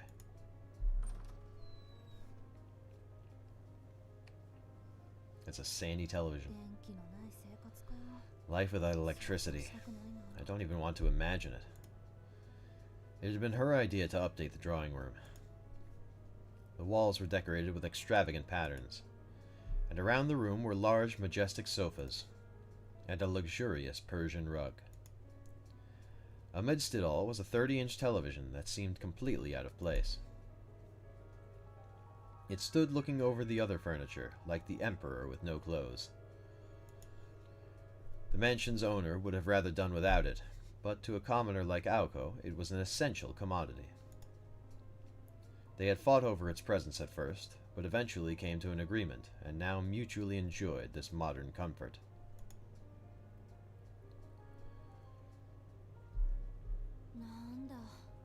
Guess I'm one to talk. I came from a pretty traditional household myself. Now in a somewhat pleasant mood, she decided to brew some tea. She boiled some water in the kitchen, prepared a teapot, and made herself some black tea.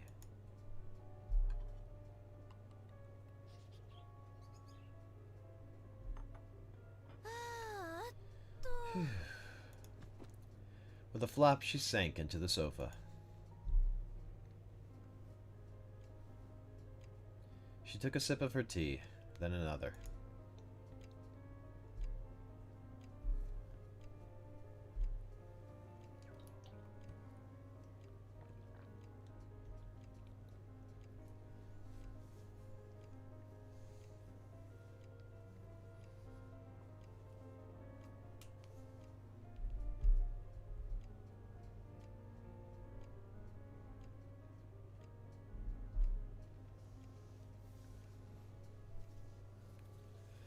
Lulled by the ticking of the clock, she took a third sip as she pondered how to spend her afternoon. The sofa almost seemed to be inviting her, and she sunk even further into its comforting embrace.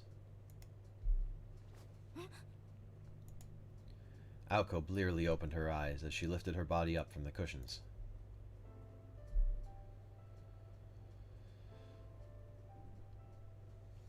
This was no dream or delusion. At some point, a girl had sat down across from her. Not the least bit surprised, she reached for her teacup. But the tea within had gone completely cold. Did I doze off? She asked the question to the girl on the other side of the table. Yes. The girl answered without lifting her gaze.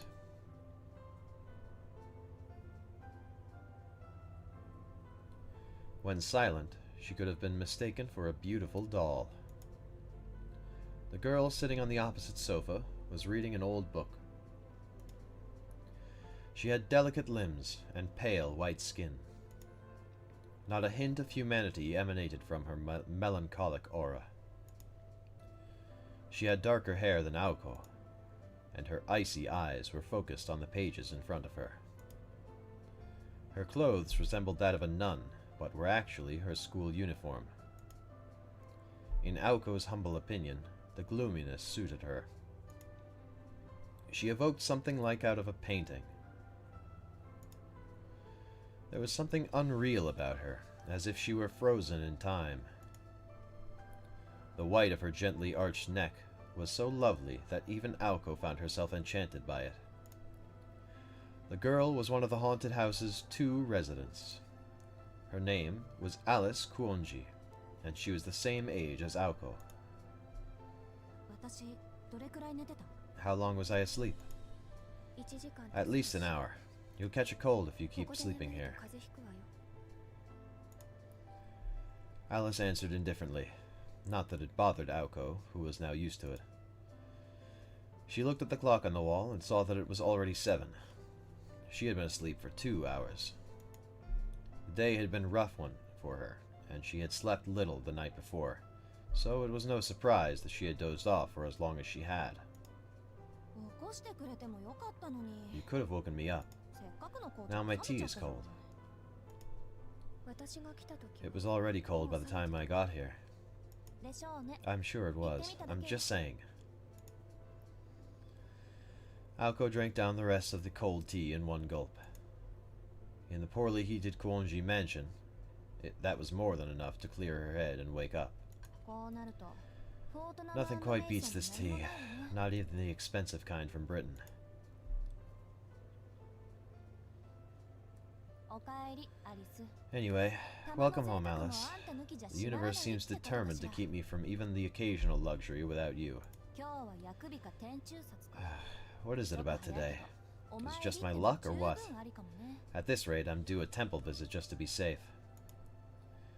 Aoko shrugged her shoulders as if resigning herself to her fate. それで何があった？ Something happened? After 2 years together, they knew each other quite well. Aoko had one way of asking questions, and Alice had another. Alice asked without raising her head, and Aoko gave her the details.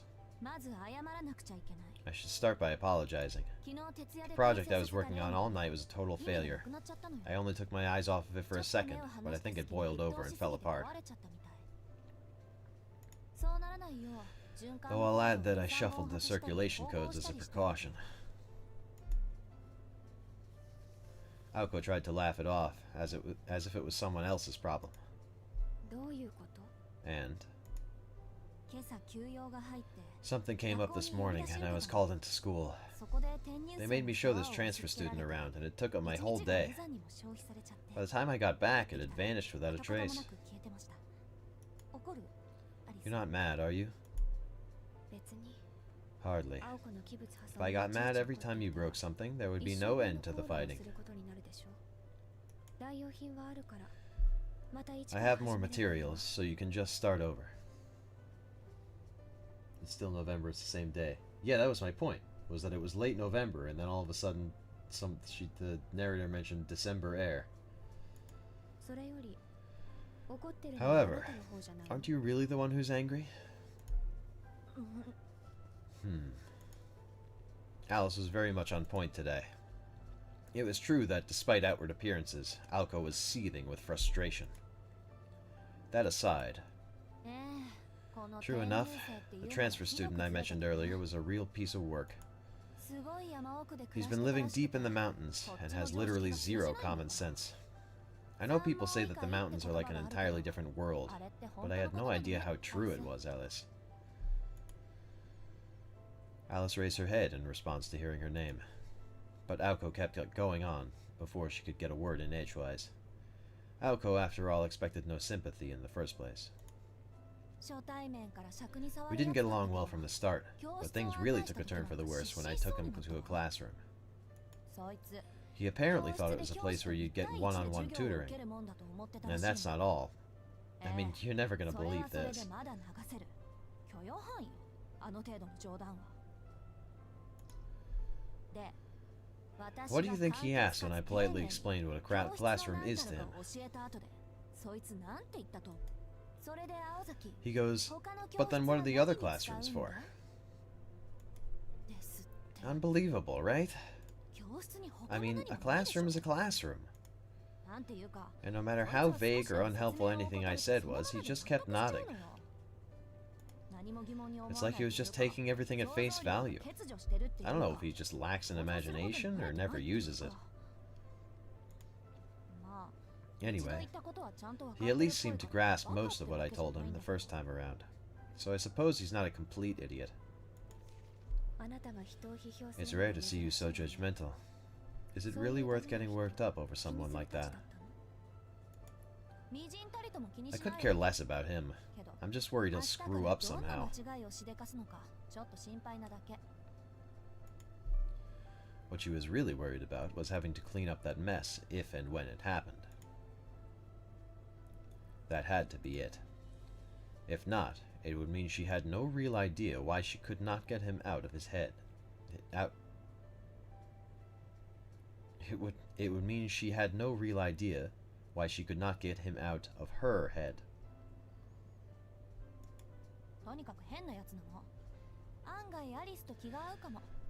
Well, he was a weirdo, all right.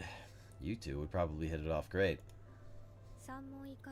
Another world in the mountains doesn't sound so bad.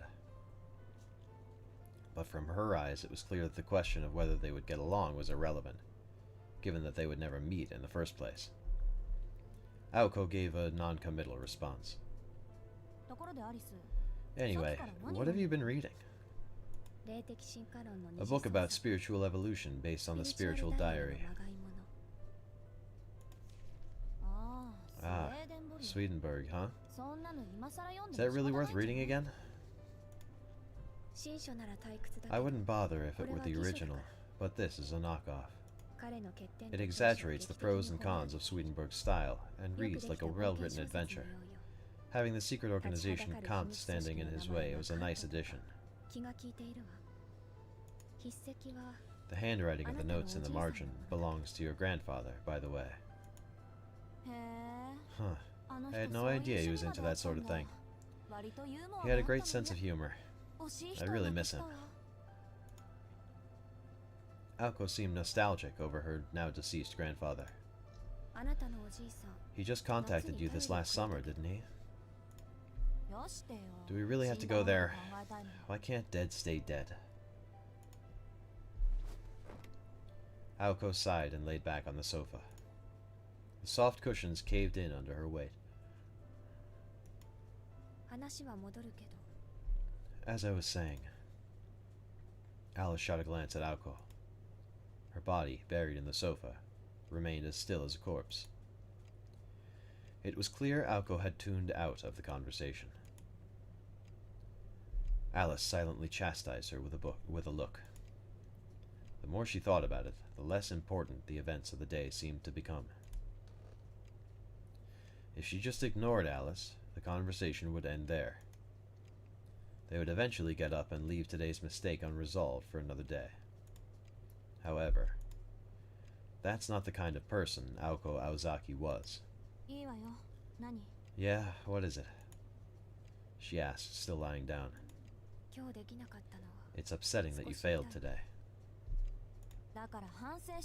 Like I said, I'm thinking about it. I need to focus on becoming a full-fledged mage before thinking about school. I know that.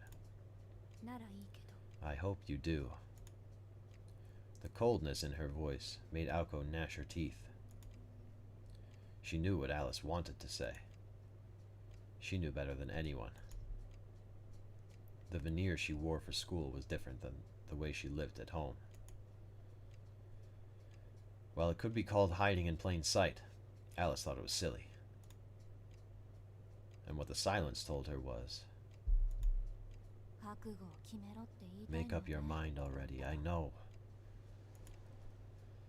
Today's failure was not a colossal one.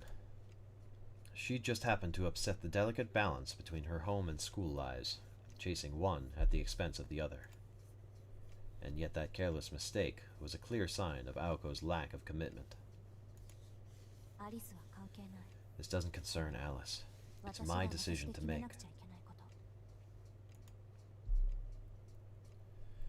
She had only known for sure for the last year and a half, but she'd had a hunch for as long as she could remember. Make the choice, and the day will come. It was little wonder that her morals and conscience had been stripped away. Aoko pushed herself back up.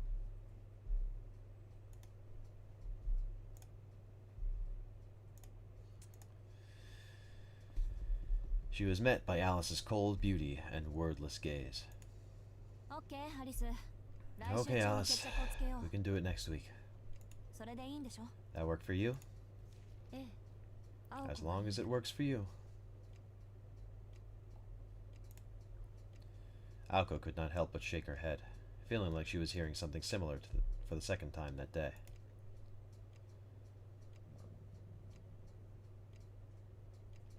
Even in the comfort of her own, she could not banish thoughts of that country boy from her mind. じゃあ下準備はよろしくね。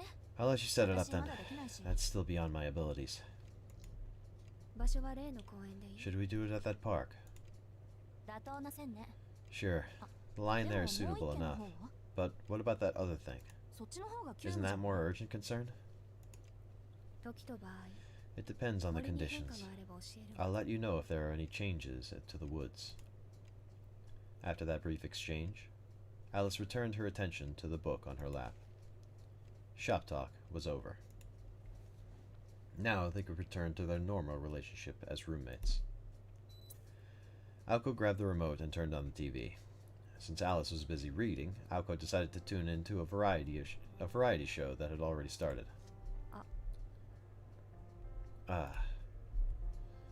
Alice started to speak, but suddenly cut herself off. One of her delicate hands raised to her mouth. She would always cut herself off the second she realized she was about to say something trivial. Sometimes her self-restraint would hit too late, and she would make a gesture like the one she was making now.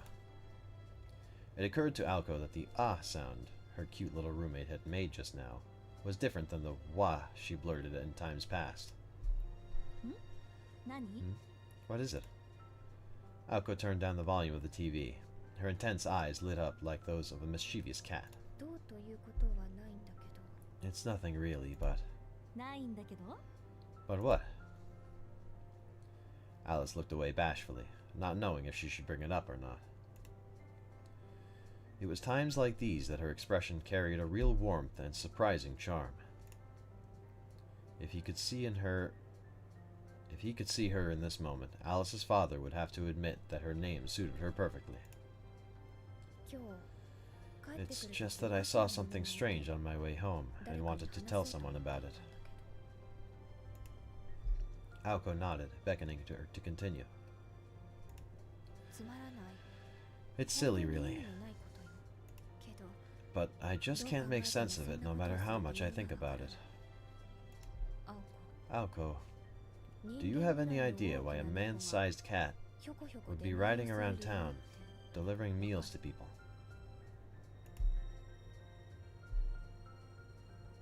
For a second, Aoko thought Alice was trying and failing miserably to make a joke again. One would think that about anyone, really. He's a weird cat. Oh dear. But she seemed completely serious. Even if Alice's sense of humor fell flat for Aoko, this story already sounded more fanciful than Alice's usual attempt at jokes.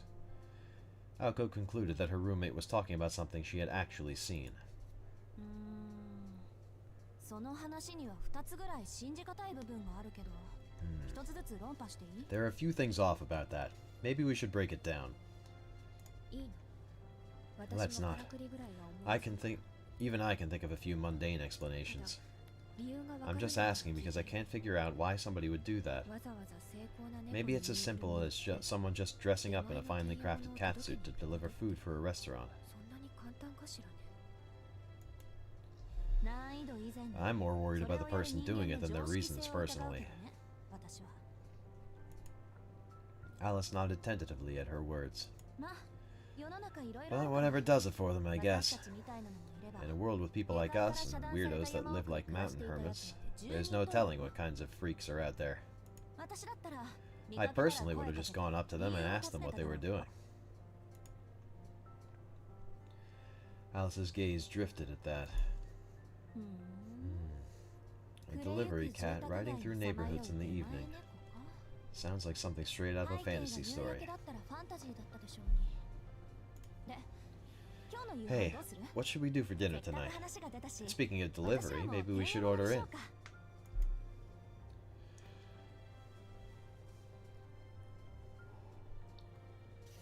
Excuse me.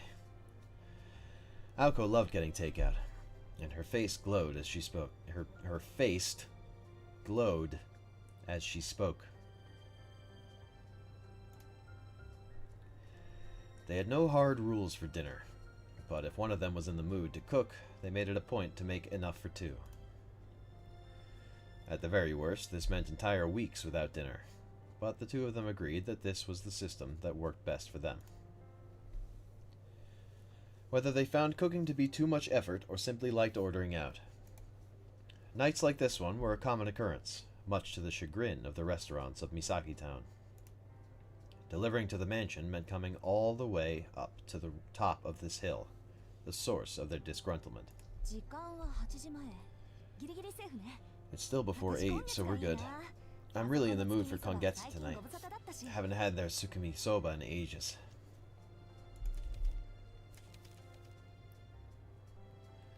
The Hungry Student Council president laid out a stack of takeout menus, like she might fan a deck of cards, and excitedly scanned for anything that stood out.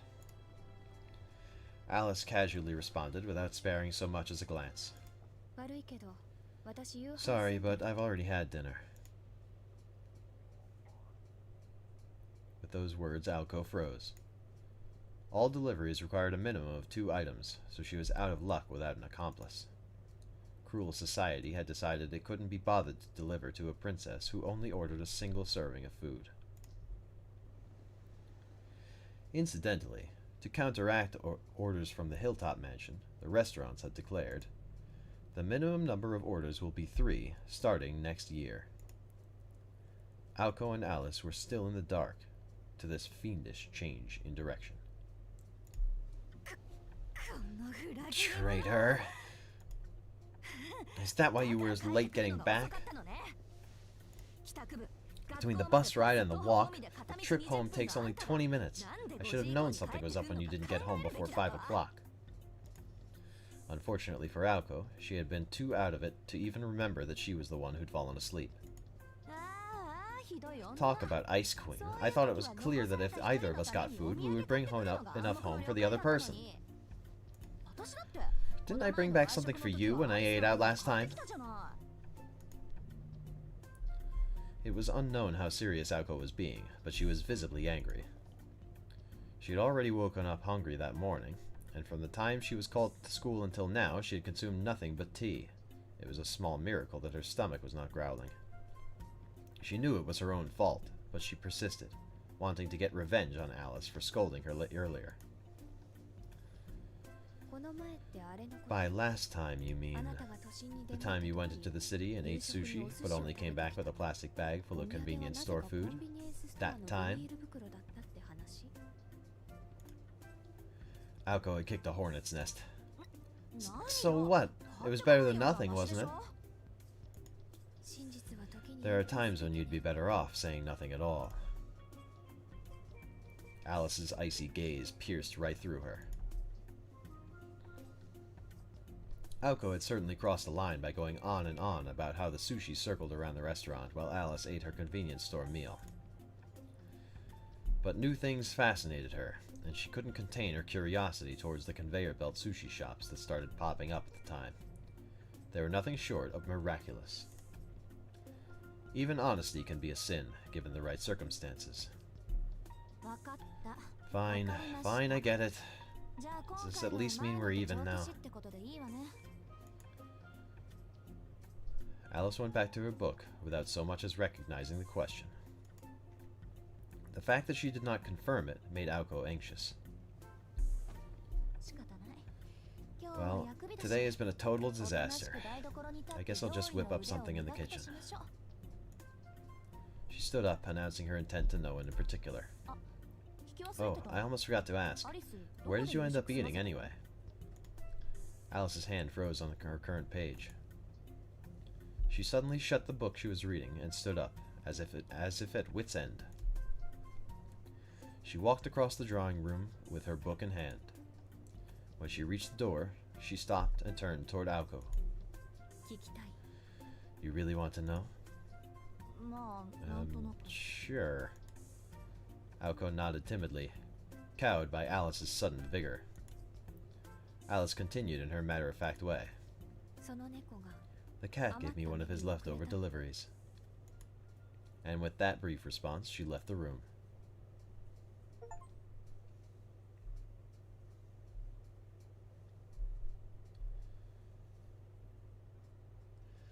With that, we have reached the end of chapter 1.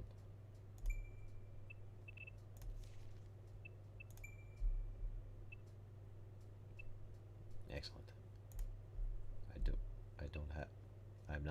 I do not have a controller plugged in. How do I... Excuse me? Sir? Okay.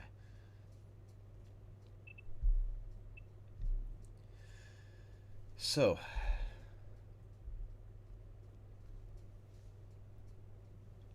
I can't believe he was a werecat all along.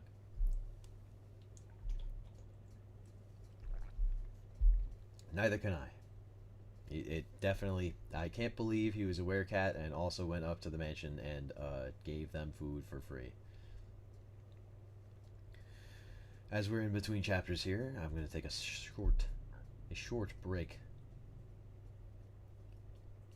She got food in 10... Yeah, but... Oh, right, yeah. Let me...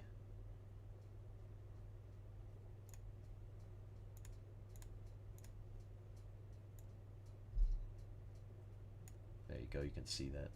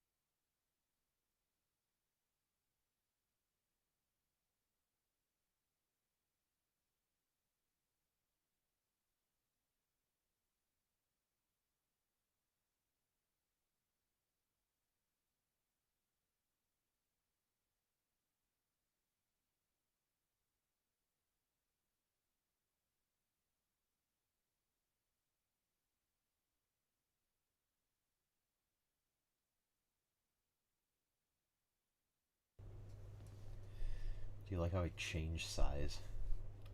I shrink.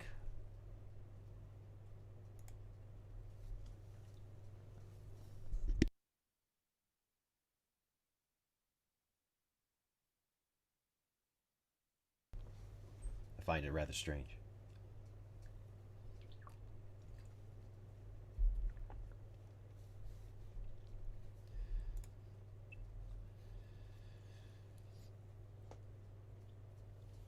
Now, let us move on to the next episode.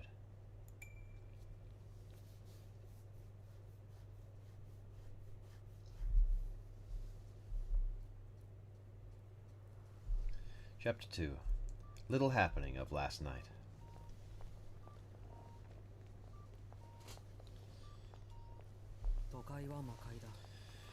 The city is really strange, but a pretty easy place to live once you get the hang of it.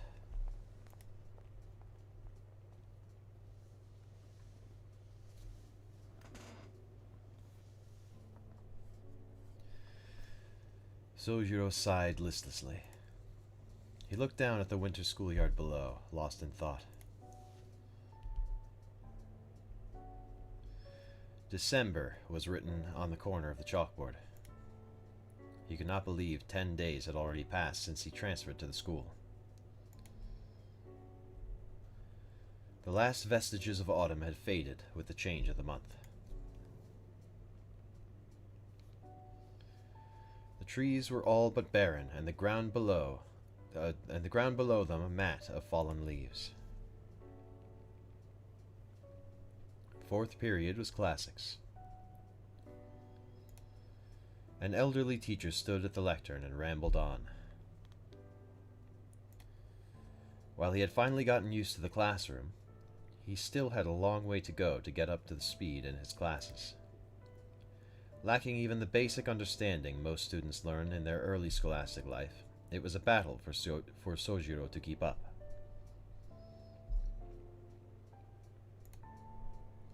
Even if he was unable to grasp all of the content right away, he at least tried to memorize everything in the hope that he could make use of it down the road. Which is why losing himself in his thoughts was about the last thing he should have been doing.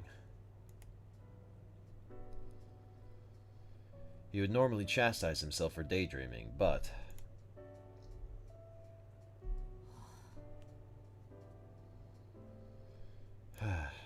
troublingly, he was unable to concentrate in class today. Sojiro could not place the source of his lack of concentration. It could not have been the winter in the city. It was much milder than in the mountains. Neither was his part-time job particularly tiring. He was not any more physically fatigued than the average student, so that could not be it either. Others might conclude that it was because the courses were boring, but that seemed off the mark too. Sojiro did not share his classmates' opinions about their classes. On the contrary, he rather enjoyed his class time.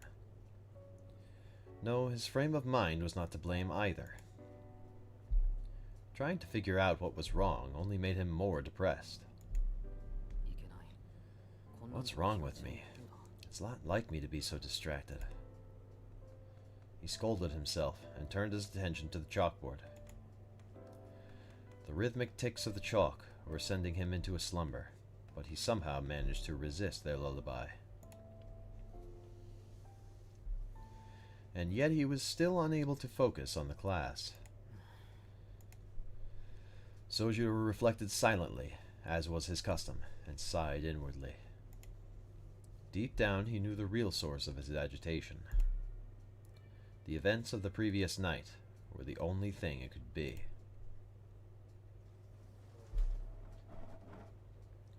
With the chime to signal the end of class, the teacher bowed and exited into the hallway. To see him off, the 30 or so students all stood up from their desks. The clock, which had seemed to slow dramatically around 11:30, now struck noon. The tension seemed to fade from the room all at once. The release from a difficult lesson was the start of lunchtime, the highlight of school life. Misaki High's cafeteria was not particularly known for its quality of food. Complaints that the quality was below that of a private school went unheeded. And the same unique flavors appeared on the menu each and every day. Private school prices, coupled with subpar quality, led the majority of students to opt for boxed lunches instead.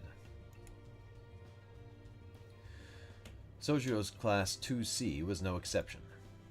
The boys muscled as many as 10 desks into what resembled a long dining table. Conversely, the girls divided themselves into smaller tables of 2 or 3 desks, with practice ease, and started chatting within their cliques. Not a single student wasted even a second of their precious lunchtime. Where both sides differed in method, they shared a common goal. Sojiro was struck dumb by the efficiency of the transformation. Even after 10 days, he was unable to keep pace with the rest of the class, and remained seated where he had sat during the previous period. Hey, Shizuki, over here! The voice came from the large makeshift dining table near the window. Hosuke Kinomi was beckoning him over while leaning back in his chair in a way that looked like he could fall backward at any second. He was regularly shot down by others in the class for being lazy and crass, but his earnest nature kept him from getting on anyone's bad side. Though something could be said for not being so forthcoming all the time, too. Time's a wasting. Let's eat. I got a bunch of leftover spring rolls from yesterday, but when my dad saw them, he told me I shouldn't waste them, so that's the only thing I've got.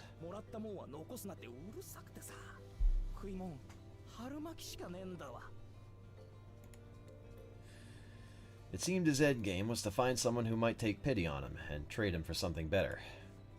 The two of them worked at the same restaurant, so he was one of the few people Sojiro knew before starting school. He was also the reason Sojiro was able to learn the true meaning of the phrase, can't live with them, can't live without them. Yeah, Shizuki. Get your butt over here. It's the long-awaited canned food festival today. So we're really going through with this? We're absolutely sure we want to do this? You bet your ass we are. Sure, the stuff is processed to hell, but all the canned crab you can eat? This ain't no sardines in a can, dude. You for real? Then hell yeah, count me in. Is there enough corned beef for everyone? Or is it first come, first served? That's not something you can eat a ton of, you know. Only the first can tastes any good. With Shizuki on board, we'd be at an even 7 cans apiece. What a lifesaver. So what's up with your lunch, Kinomi? It looks harder than the cans. The boys usually pass the time by making fun of each other's lunches, but today they were united against a common foe. A pyramid of countless cans stood in the middle of the table. Totally eat canned crab? I don't think I would. They had all been taken from the pantry of a certain student's house, and the expiration dates on them had all been scribbled out with a marker. Alright lads, everyone got your can openers? Eating them sucks. No one likes leftovers, but these metal demons must be slain at all costs, even if it means missing 5th period. Oh, and a special thanks to our sponsors, Downtown McCoy and Nakayama Market. Yeah, baby, let's eat. The boys united as one and hoisted their can openers into the air. Eat up, Shizuki. There's enough can openers to go around. I thought I told you yesterday that I'm not interested in being your taste tester.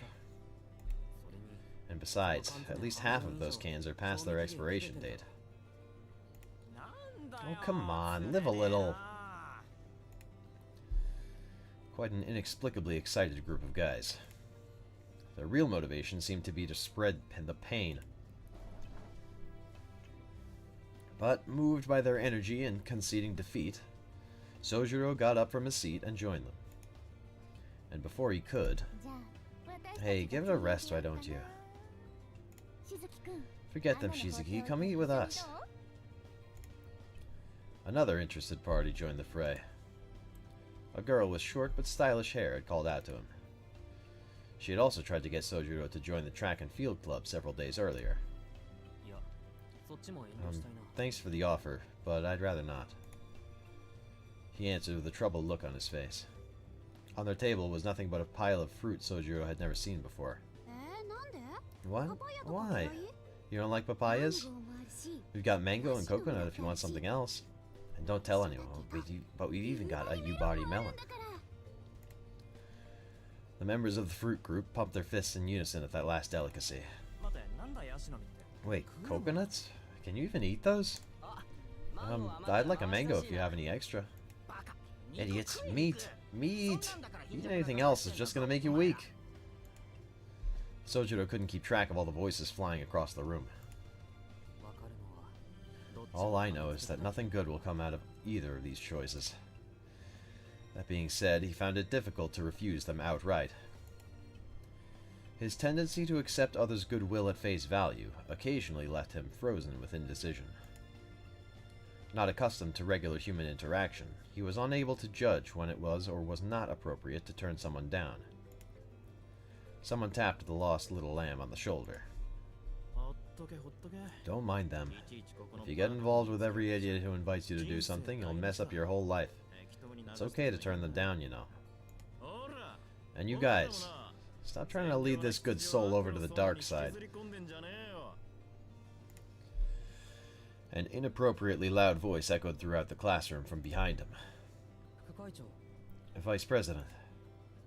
Sojiro turned around to see a boy about a head taller than him. His long hair, while unkempt, had been brushed back, giving it an appealingly windswept look. His attractive features belied the contempt for the classroom his eyes carried.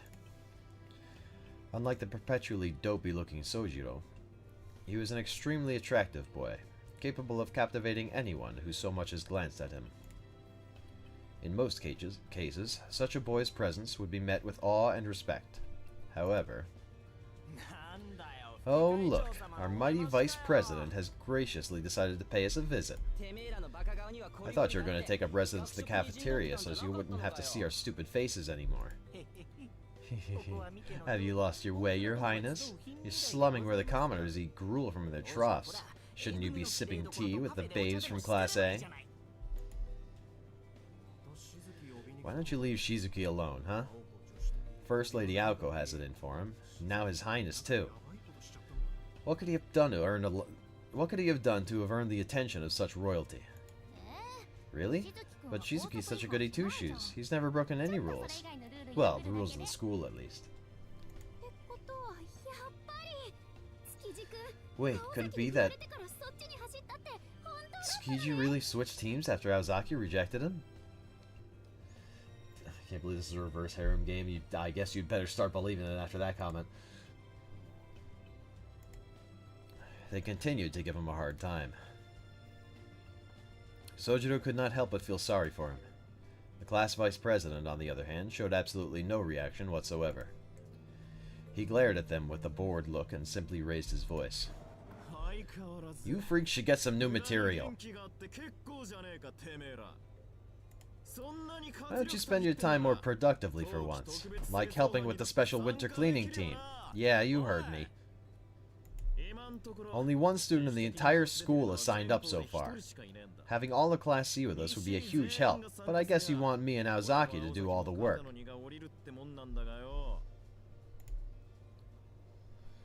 The menacing growl in his voice contrasted greatly with the boy's well-constructed looks. Both Team Canned and Team Fruit's words were doused like a fire being smothered. This was partly due to their fear of the boy, but mostly due to their fear of the Special Winter Cleaning Team. Yes, the Special Winter Cleaning Team. Joining meant spending part of your winter break cleaning up the old school building and mountainous rear courtyard that had been neglected by the previous 2 student councils. It was a form of legalized torture that could be potentially ruin 3 whole days of your winter break. And forget about any compensation in the form of extra credits. No, it was pointless volunteer work for a student council project. It was practically a miracle that they had found even a single volunteer. Sorry, but we're clearly not fit enough. Yeah, that's it. That stuff takes conditioning. We'll just eat our canned food in the corner now, okay? Yeah, us too. We're, anemic, you see, and if we don't eat this fruit, we'll, die. That, and we already have plans, or something. All of the students but one scuffled away. That's much better. Lunchtime is best in silence. I'm tired of people complaining that you guys make even more noise than the freshmen. Get it together, you losers. The mob meekly scurried away. Sojiro turned to join them, but as he did... Hold on, Sojiro, you're with me. The hand on his shoulder held him in place. Jeez, who does the student council think they are anyway? Barging into our classroom to lecture us on table manners. Kinomi cursed him under his breath to his friends the second the vice president turned to go. What was that, Kinomi?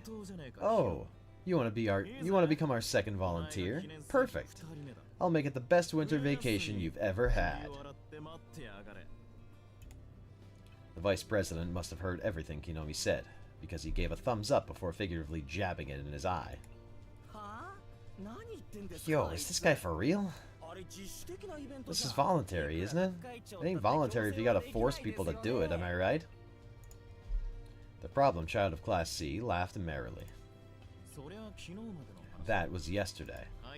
The school has since accepted the president's proposal that council members are be able to forcibly enlist students for participation.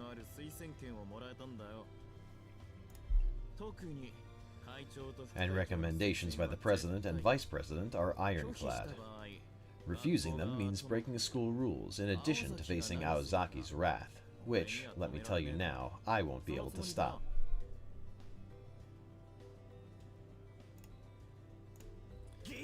What? You're hanging me by my balls here. This is exhortation or this is extortion or blackmail or something. Sorry, that comment about hanging me by my balls really caught me off guard.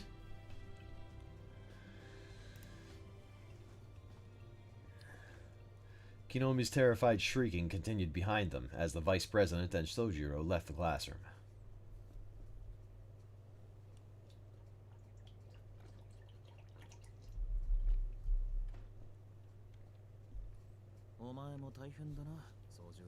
What am I going to do with you, Sojiro? With me? Aren't you busy with other things, Vice President? The two entered the empty student council room. Misaki High's student council had the use of two rooms. One was a large office specifically made for the student council. The second was an archive room, once used as a preparatory office for math courses. As the latter of the two, the walls were lined with densely packed shelves, making an already cramped room seem even more confined. For this reason, it served more as a private refuge to the student council. The two students sat across from one another. Tobimaru Tsukiji. He was the son of the chairman of Misaki's high school, and the vice president of its school's council. Like Sojiro, he was in his second year, and first met the transfer student a week earlier, when the task of looking after him was dumped onto the student council.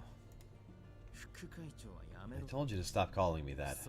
People may as well call me the president's dog, for the shit I had to take from her. As self-deprecating as his words were, he hardly seemed dissatisfied with the arrangement. He took a snack from his pocket and grimaced at it before taking a bite. The 100-calorie energy bar sacrificed flavor for efficacy, but somehow not enough to prevent him gnawing on it like a piece of jerky. I see what you're saying, Tobimaru, but being a dog isn't exactly a good thing. Sojiro sat in the chair with a concerned look on his face. Huh? What's wrong with dogs? Dogs aren't good. I mean, it's a bad comparison in the first place, but dogs are way scarier. You grew up in the mountains and you're still afraid of dogs? I'm afraid of most animals, but dogs are in a class of their own. A pack of wild dogs is particularly terrifying. They're as tenacious as they are fast. No matter where you run, they'll chase you as long as there's still life left in them. Sojiro opened his lunch as he spoke. Inside the bright green cloth, 3 beautifully made triangular rice balls. Would you look at that? Look at what? What do you mean? Oh, nothing. It's just that those are some special looking rice balls you've got there.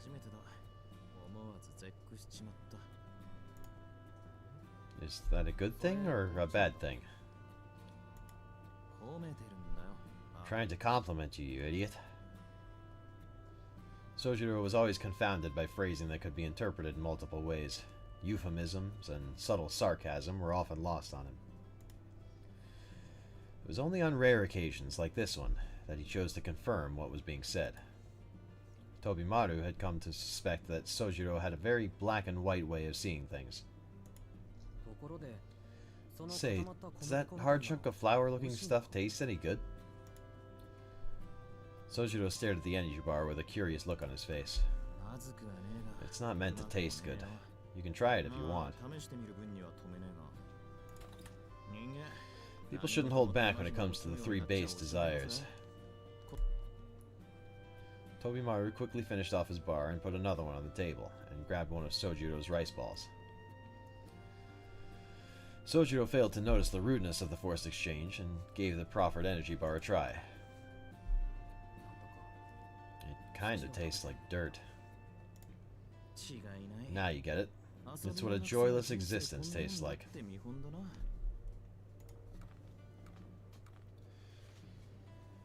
Out of principle, Sojiro labored over his energy bar, cringing all the while. He was both curious of the unknown and loath to leave something unfinished. Don't force yourself to finish it right now. The whole point of it is that you can eat it on the run, and while the flavor isn't great, at least it's consistent. Anyway, never mind that. Are you getting used to how things work around here? Yes, you and Naozaki have been a huge help. Tobimaru turned his eyes up to the ceiling, unable to handle Sojiro's carefree smile. As absent-minded as Sojiro might have been, his expressions were nonetheless incredibly earnest. It was like poison to someone as self-absorbed as Tobimaru. Now I know why Aozaki goes so out of her way to avoid him. He took a bite from the rice ball to steer himself away from such thoughts. Though now cold, the rice had managed to maintain its freshness, startling Tobimaru. Huh. Wait a sec, I'm the one that has your back, you know that, right? Aozaki told me you were too annoying to deal with.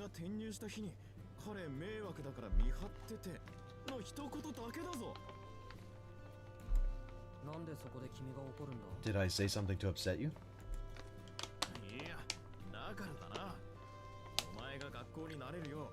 Don't you get it? I'm the only one helping you keep your head above water, while Aozaki sits in the student council room digging up dirt on other students. I'm the one who gets lumbered with the crap jobs, while she gets to... Tobimaru stopped himself, realizing how ridiculous he sounded. Sojiro, rightly so, knew it was nothing to get upset over. Oh, whatever. I'm only here because she told me to be.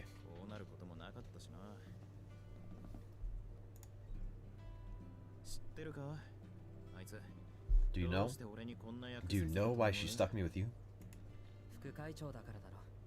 Because you're the vice president?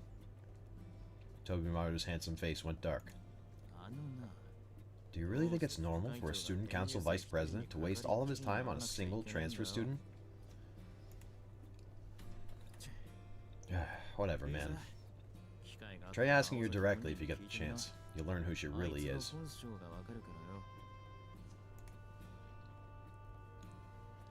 He snatched another bite of the rice ball while grumbling under his breath.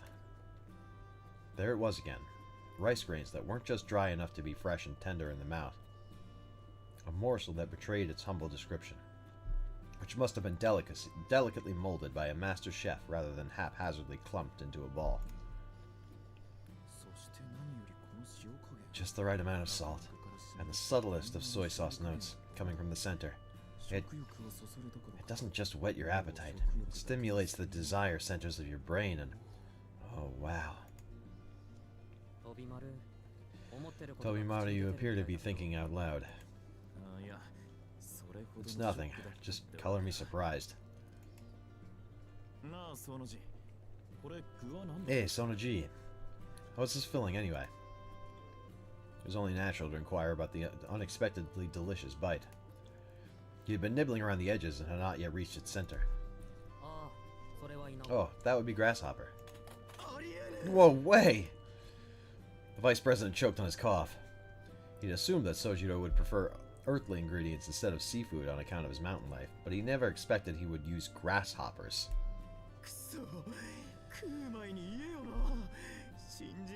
Damn it, you should have warned me first, Sojiro. But man, that was delicious. This is the Patrick Bateman business card scene with food? A little bit. Oh, I was just joking. They locked eyes for a moment.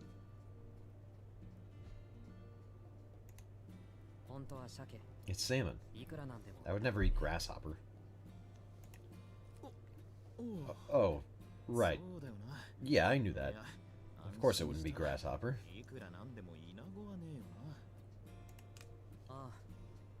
Yeah, I mean, you can't find fresh grasshoppers in the city to begin with.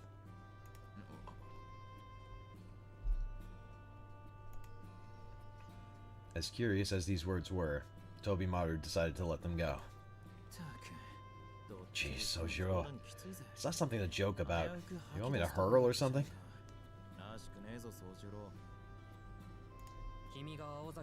Don't say bad things about Aozaki, then.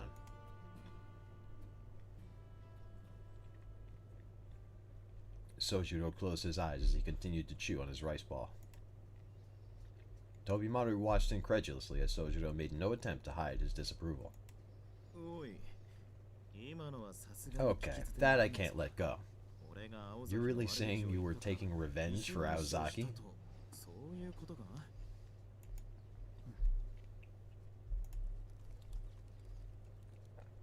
Sojiro continued chewing. The country boy's silent protest said all that needed to be said. The vice president suddenly looked like he had been struck by lightning. What the? Don't tell me you've fallen for Aozaki. You have, haven't you? Hey, I asked you a question, damn it.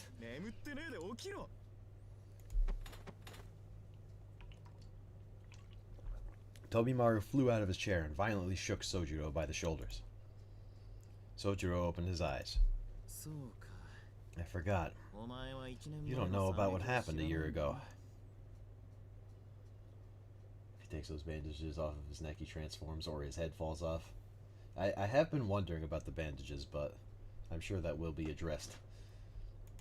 Because if you did, you wouldn't be treading down this path of destruction, my friend. You got it all wrong, but that's okay. Tell me what happened a year ago first.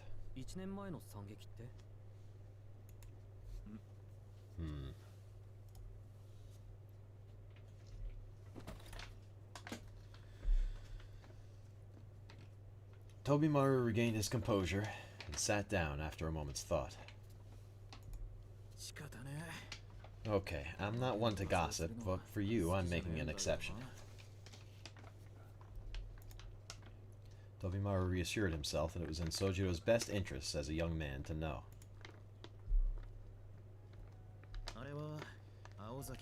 It went down when Aozaki was a freshman. Everybody was new to high school, so nobody knew what anyone was like yet, her included.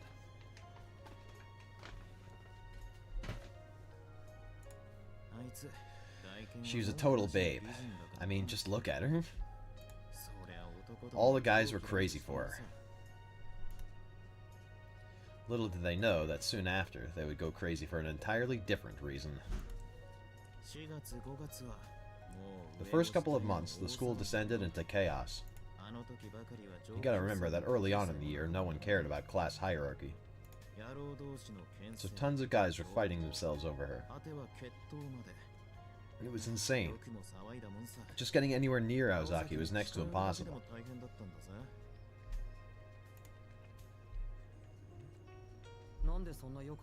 I don't understand. Why would that happen? Because that's what happens when 100 guys like the same girl, duh.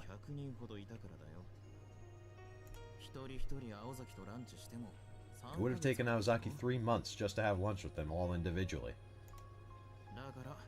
So, people decided to fight over who got to ask her out.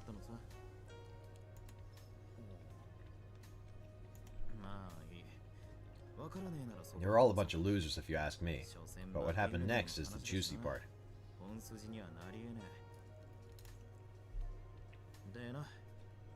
Those who emerged from the conflict unscathed made their move.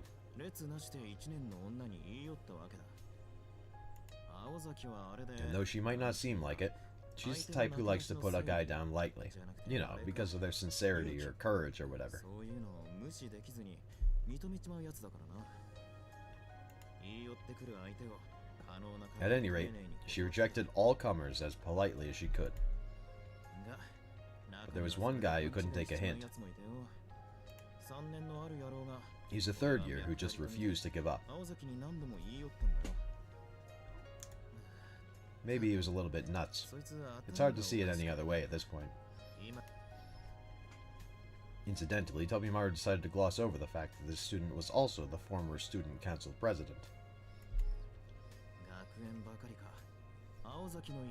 But he didn't keep it up only at school. Later, he started following her home. That must have been the last straw, because Aozaki wigged out. She sent him packing in ways I'm not comfortable repeating out loud.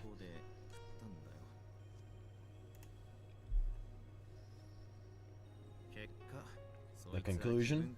The student didn't just request a transfer. He tucked tail and left Misaki completely. Aozaki was sentenced to a month of house arrest.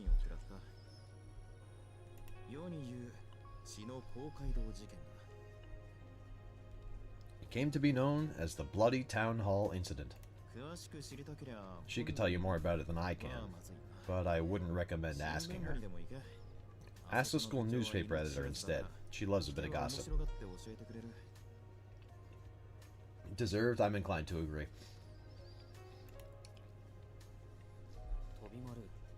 Tobimaru, I get the feeling you're not telling me everything.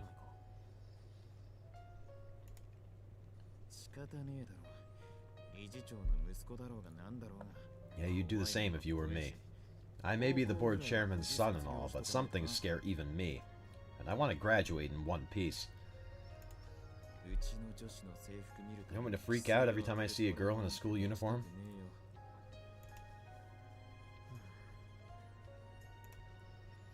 Sojiro tilted his head to the side in confusion. Tobimaru had lost him with that comment. Well, whatever. What is it about Aozaki that you like, anyway? He tilted his head again, this time to the other side. Well, are you really that hot for her? Because if your heart pounds in her presence, that could be caused by fear, you know. Tell me you aren't stupid enough to like her for no good reason.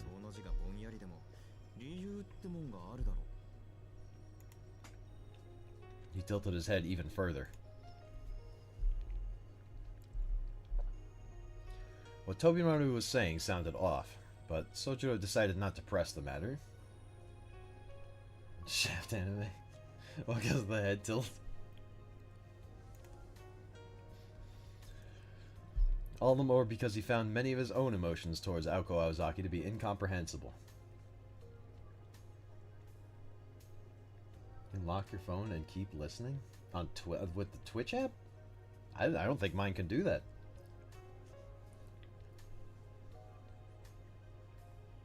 That's awesome. It is kind of strange, to be honest. I don't even know her that well.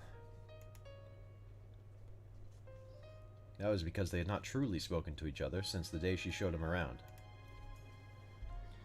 Every time Sojiro had tried to talk to her, she immediately got up and left.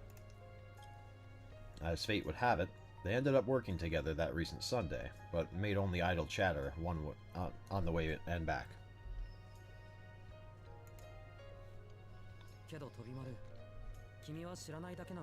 There's something you don't know either, Tobimaru. Sometimes I feel someone's gaze on me, and when I turn around to see who it is, she's there, looking like she's worried about me, that I'll mess up. I know what you'll say. She just happened to see me in the hallway and was keeping an eye on me. Maybe she secretly wishes she could ignore me when we pass each other. But whatever the reason, I believe her concern is genuine.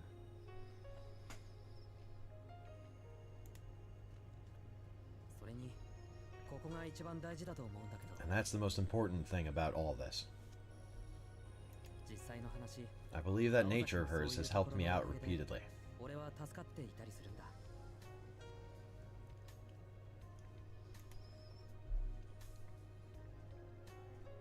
His tone was measured and sincere. Tobimaru sighed with a tinge of regret.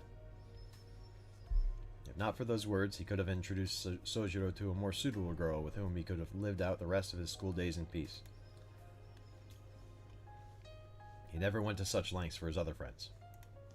Generally speaking, if it was of some benefit to him, he was unafraid of exploiting another. If they were of no use, he didn't bother getting involved with them. That was how Tobimaru Tsukiji operated. Sojiro happened to be the type of person who provided no benefit to Tobimaru, yet somehow sparked in him a desire to help.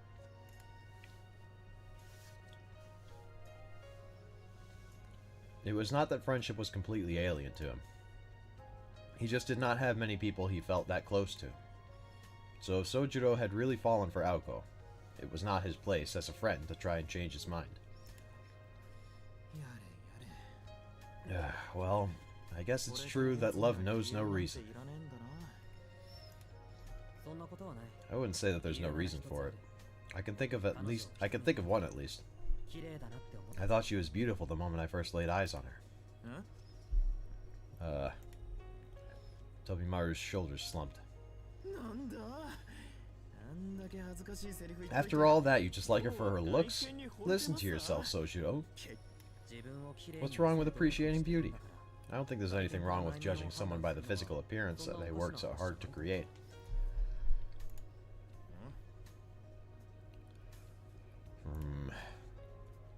That sounded like a sophism to Tobimaru, but he had no counterpoint to offer.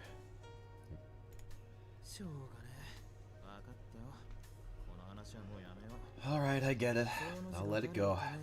It's none of my business who you go after anyway.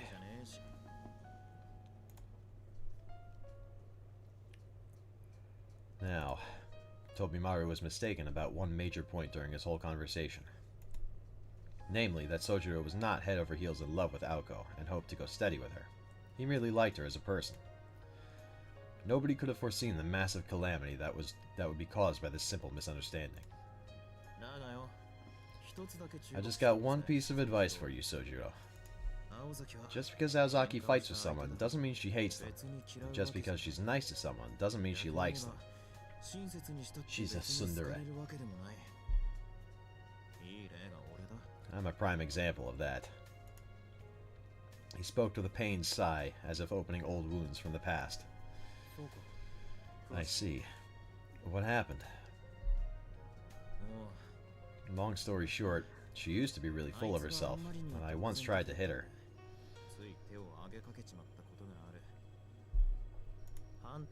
It happened last summer. I'd already been working with her in the student council for a year, and at that point, saw her more like a fellow soldier in the trenches than as a girl. One day I lost my temper, and I took a swing at her. I like to think I've got a mean right hook, and I slugged her pretty good, so I thought I won that round.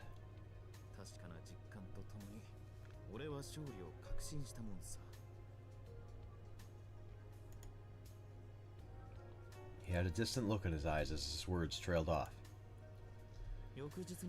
The next day, when I came to the student council room, I thought she had been spoiling for a fight, but she was the same as always. And since then, we simply continued working together as president and vice president.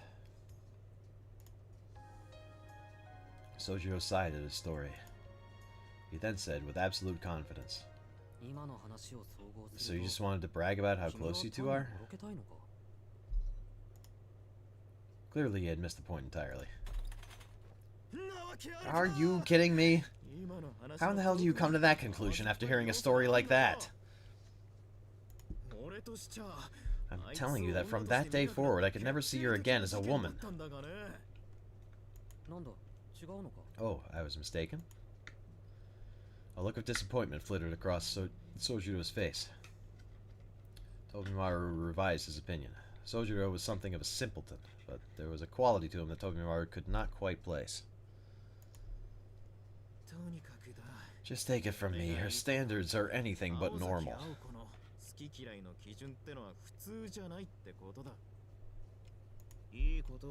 She won't like you for being nice to her, and she won't hate you for being mean to her. That's the kind of princess she is.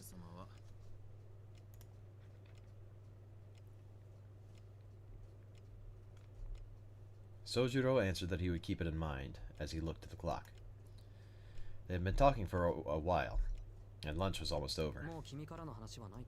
Is there anything else you wanted to discuss? Huh? I didn't have anything to discuss in the first place.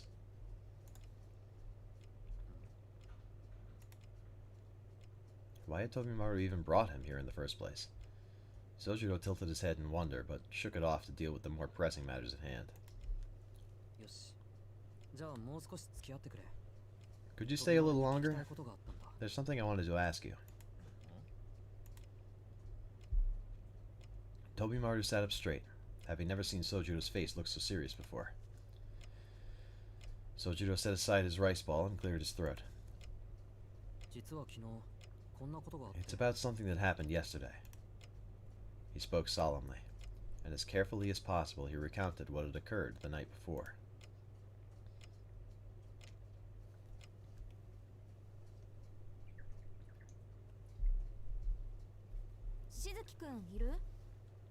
Shizuki, you in here? It was 10 to 12 and lunchtime was quickly coming to an end. Her face popped into Class C as lively as ever, as if it were an everyday occurrence. Aoko Aozaki announced her presence. While Aoko wasn't a part of Class C, she didn't let it bother her as she casually entered the classroom. In contrast, the baby birds who had been so noisily chirping while eating lunch quickly quieted and began to rearrange their seats. Are they trying to tell me something? She bristled internally before looking around the room. She could not see the male student she had come here to find. He hardly stood out, so she thought he might be hidden in a corner somewhere, but that appeared to not be the case. Arisato, do you have any idea where Shizuki from C12 is? Aoko kept her tone professional. Wait, me? Shizuki left with His Highness Tobimaru a while ago. The boy was shocked that she actually knew his name. One might think that the reason students referred to Tobimaru Tsukiji by a royal title was because he was the chairman's son, but it was because he actually acted like royalty. In fact, the vice president was said to have taken a liking to the title. He's with Tobimaru? Are those two friends or something? She seemed surprised. The class seemed surprised at her surprise. No idea, but we've never seen Tsukiji be that friendly with another boy before. Well, maybe Kinomi, but he's an idiot, so that hardly counts. Yeah, His Highness was slow to warm to him, but since the third day, it's been nothing but friendly arguments. Well, you can't really help but like Shizuki. He might be a little odd, but he's good people. Totally. Sojiro's really nice. Having recomposed themselves, Class C started chatting again. Aoko listened for a bit before turning around and leaving the class with later.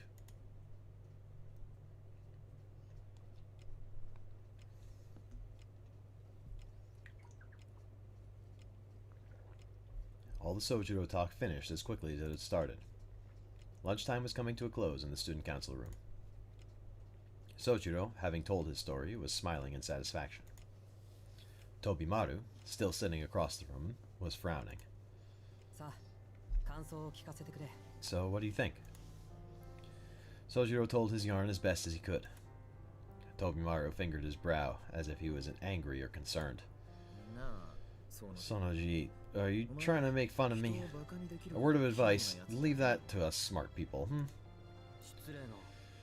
Take that back. I'm more clever than you think. His response only confirmed Tobimaru's suspicions. It had to be one of the two possible conclusions.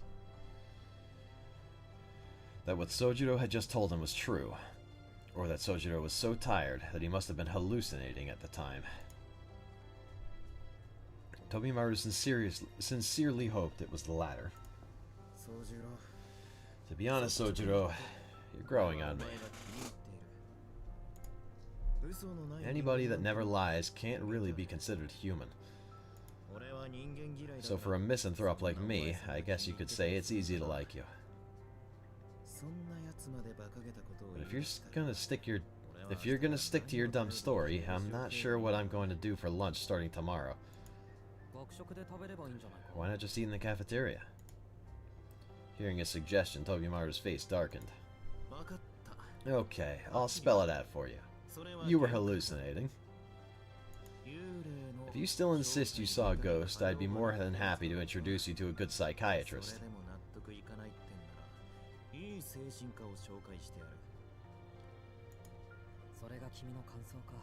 So that's your take on it.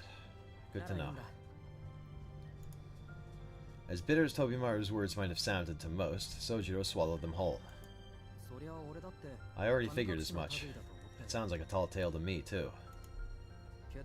I was starting to wonder if it was normal for that type of thing to go on in the city, so I wanted to hear your opinion. Satisfied, Sojiro finished off his last rice ball and neatly folded the cloth. Hey, hold on a second. You didn't actually think it was normal for people in the city to breathe fire or extend their arms like they're made of rubber, did you? Was it... Surely that couldn't have been a One Piece reference.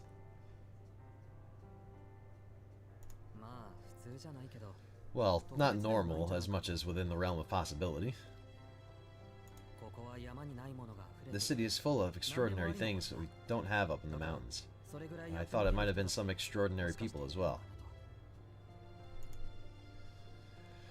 That his face was as serious as it was made Tobimaru realize just how big a culture shock Sojiro must have been experiencing.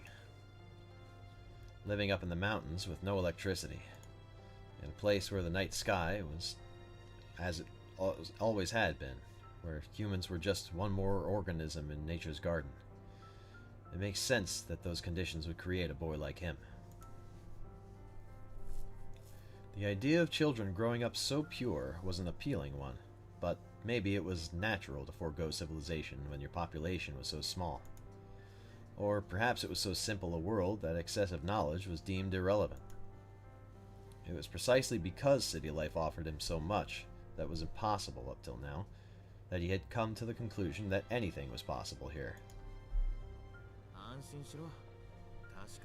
Relax. The city might have its share of shady guys, but none of them are magicians in disguise. I hope you're right. But Sojiro seemed unsure. And on Tobimaru's part, there were things to Sojiro's story that he found hard to swallow. Whether true or not, the incident Sojiro had described was disturbing. For the time being, let's assume what you say actually happened. That would ultimately mean that one of our school's students killed someone in the park last night, and that neither of the parties involved were normal. As a newcomer to town, Sojiro assumed that everyone his age was a student at this school. For better or worse, he was right.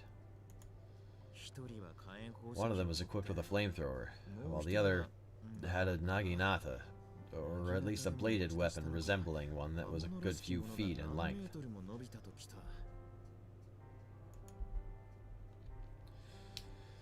Sojiro bobbed his head up and down as he listened to the disbelief in Tobimaru's voice. Hearing it repeated by someone else, he could see how someone might think he was taking them for a ride. Look, I'm not crazy. It really did happen like I said. Give it to me straight, Sojiro. You're pulling my leg, aren't you? No, I'm not. But I get it. There's no one in the city who can do that, right? If not, I was probably just hallucinating, like you said. Working part-time while studying for exams has been pretty trying. Winter break was just around the corner, and the end of term exams were but a week away. Both were proving formidable opponents for Sojiro. I don't even know the basics, so I need to study twice as hard as everyone else. I mean, anyone would start to lose it if they did nothing but study, right?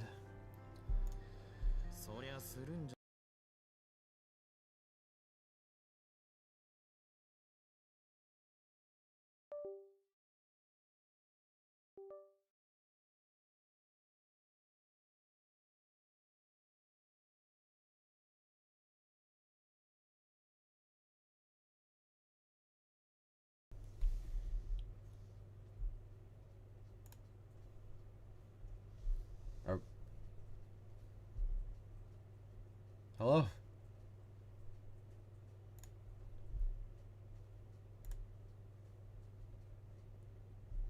Am I okay? What happened?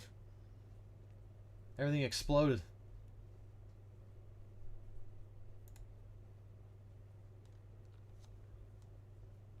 I don't understand.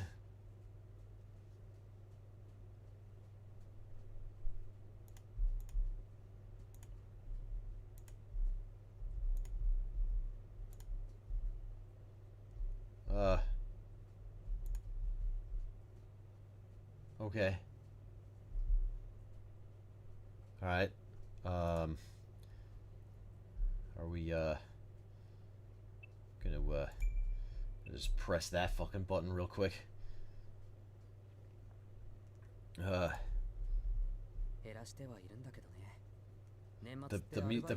music died. I've tried to cut back, but a lot of people take off at the end of the year, so they often ask me to fill in for their shifts. Oh, he shrugged helplessly. It was obvious from his words that he had been busy. Even if he was not going crazy, lack of sleep could have caused him to daydream, even if this all did go down in the middle of the night. Sounds tough, Sojiro. Yeah, city life has been exhausting.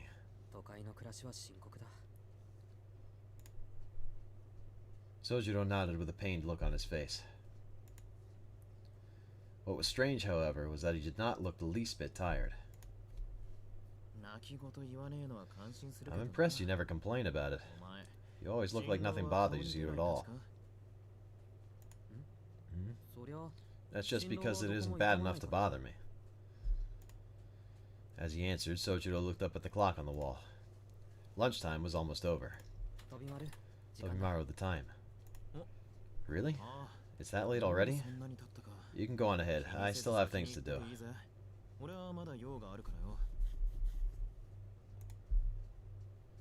Sojiro watched as Tobimaru made a gesture that seemed to lament the life of a student council member. His eyes looked as if they were looking at a piece of art and not understanding its value. I'm jealous that you can just skip class whenever you want. I would have thought you were a stickler for the rules. How many times do I have to tell you? It's not skipping when I've got special permission.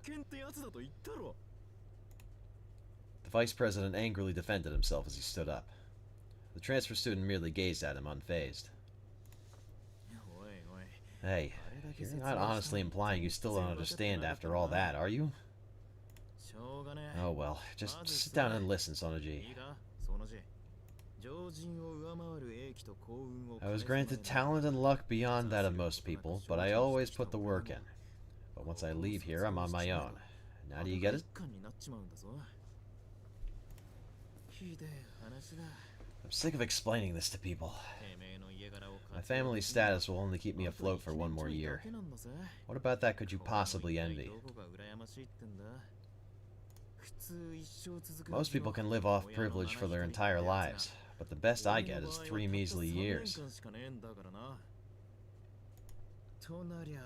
So I have to take advantage of what I have while I have it.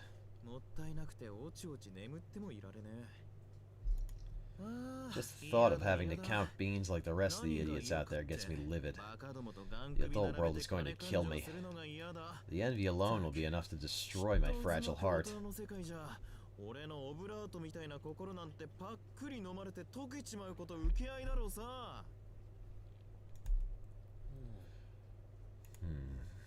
Well, he must have been joking. Sojiro took his tone to be completely sincere. He listened as he envied Tobimaru's ability to be so open about his feelings. From his frame of reference, there was nothing he could do but take Tobimaru for his word. If you're looking to extend your privileges, why not stay in school? I'd be more than happy to arrange that for you.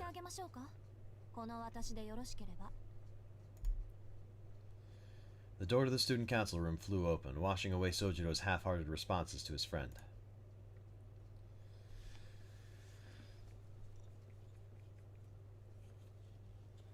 Excuse me. This frosty statement destroyed the warm atmosphere of the room, and it also marked the abrupt end to Tobimaru Tsukiji's reign there. No, I just meant that our dreams are something we take a hold of ourselves. Really? Then why not spend more time on that than this pathetic display? I could hear you all the way from the hallway, Mr. Vice President. Not missing a beat, Aoko Aozaki stepped inside the room. Her dark hair was slightly disheveled, as if she had been running. Her gaze missed the sitting Sojiro entirely and was focused completely on the ranting Vice President. Good luck, Tobimaru. Sojiro quietly got up to head back to his classroom. That's cold, man. Tobimaru grumbled in front of Aoko. But it's almost time for class. You're just proving my point. He cut himself off. Aoko briefly shifted her gaze to Sojiro. It's not like I have time for this either, you know. It feels like I'm always having to clean up after you. Not a complaint. It was her honest opinion. Wait, you're here for Sojiro? Don't worry, I'll deal with you next. Her eyes shimmered with a murderous glee. It was slightly different from the more sullen gaze to which Tobimaru had grown accustomed. For whatever reason, Aoko's mood seemed worse than usual. What is your new theory about Sojiro?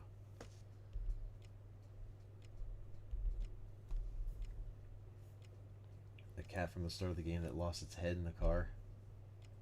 Oh, you think he's the... oh, yeah. That's a theory.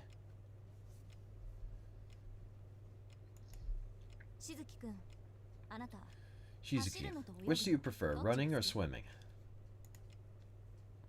Aoko asked abruptly. Sojiro frowned a little before saying he was fine with either one. That won't do. Pick one. Swimming, I guess. Why do you ask? Because you still haven't joined the club. A succinct reply. One that left no room for Sojiro to object. You've read the school regulations. All students must participate in club activities. I'm not the biggest fan of it myself, to be honest, but a rule is a rule. That's crazy. How could I possibly find the time for that? How indeed. An equally terse response. She was typically to the point, but Tobimaru got the impression that she was expressly trying to keep her interaction with Sojiro short.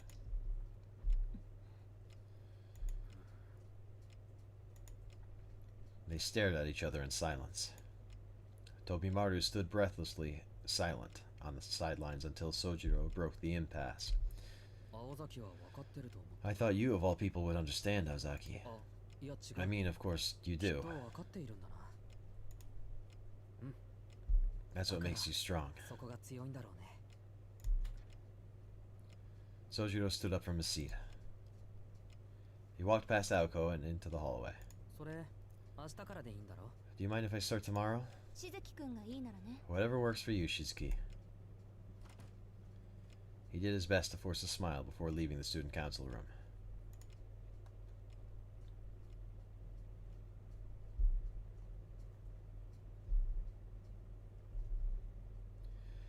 While watching the events play out, Tobimaru found himself deeply impressed with Sojiro.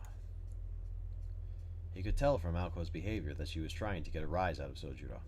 Sojiro, on the other hand, didn't react, heedless of what Aoko was doing. He simply went on his way. To Tobimaru, it was hard to believe that Sojiro had not taken offense. From his point of view, Sojiro's poker face had been the performance of a lifetime. The kid has some balls, huh, President?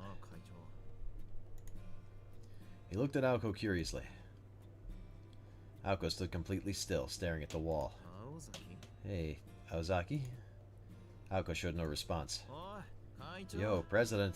Earth to Aozaki. Come in, come in. Lady Aoko? I'm talking to you, Aoko Ozaki. Enough with the ow ow ow already. God. fury echoed across the student council room. It was a beautiful sound that could be heard into the hallway, and made Tobimaru's rant from earlier pale in comparison. Look who's talking, Miss Megaphone. Perhaps her shouting was still ringing in his ears, or he was just the type to answer a shout with a shout, but he shot back reflexively. No wonder you can't get a boyfriend. Do I have your attention now? I could hear you before. I was just ignoring you because you were annoying, and I thought it'd be easier than getting you to shut up. You got some nerve. Am I a mosquito to you? A mosquito would offer better company, so no. And what exactly is that supposed to mean? We never see eye to eye. Talking to you is like going on a date, both pointless activities. Based on that statement, Aoko must have been under the assumption that dating was the act of two lovers whispering nonsense to each other. The real question is what the hell qualifies a company to you, but whatever. You're awfully harsh today, Aozaki. Maybe a little. This isn't exactly the time to make nice. Funny you mention that. I haven't seen you try to be civil at all in the last 2 years. Oh, I'm always civil. Just not when you're in the same room. So that's how it is. You're still upset with me for whatever happened, aren't you? There's only one thing that Tobimaru could be talking about. The incident that occurred in the student council room this past summer. Huh? Isn't that ancient history at this point? Don't you think you should stop wasting brain power on this? I mean, you've got so few brain cells to work with as it is. As the conversation wore on, Aoko's murderous aura began to fade, and her sharp gaze gave way to a calmer demeanor rarely seen from her. It was quite possible that nobody besides Tobimaru had ever seen this side of her at school before. Thanks for the concern, Psyche. And for the record, it's not like I wanted to relive it either. It's just, when Sonoji was being an idiot earlier, it kind of reminded me of how it went down. Come to think of it, this is the room it happened in. Despite his ranting, his face betrayed a touch of nostalgia. Aoko, on the other hand, was scowling. Hold on. You didn't tell him about what happened, did you? Sure did. At least how you mocked my candidacy for president and told me my face had sidekick written all over it. And the part where I took the bait and tried my damnedest to punch you for it.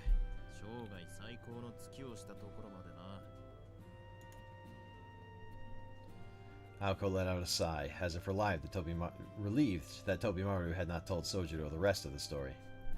Even she wasn't sure why. I'll admit that was quite a punch, though.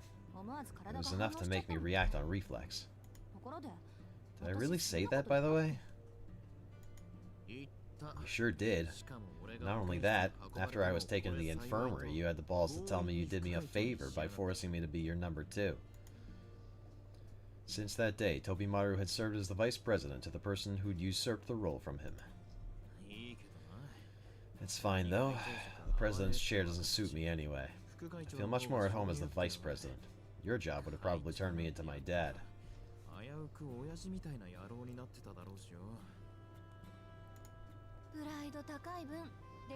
Your pride's never allowed you to give anything less than your best.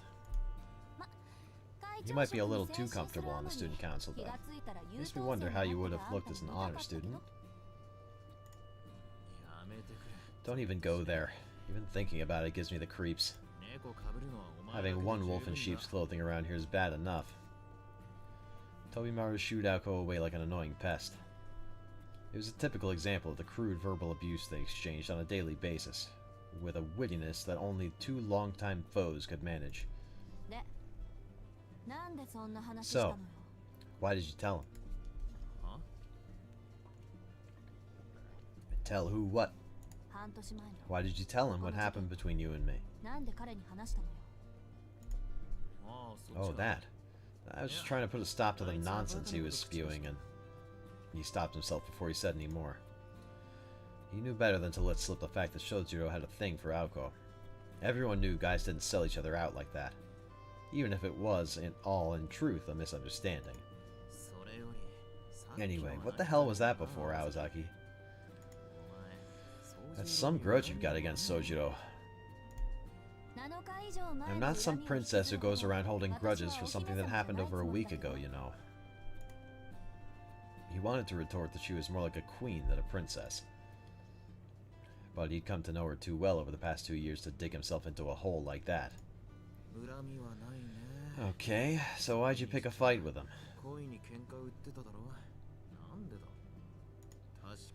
I mean, he does throw you off when you talk to him, but there's not an evil bone in his body.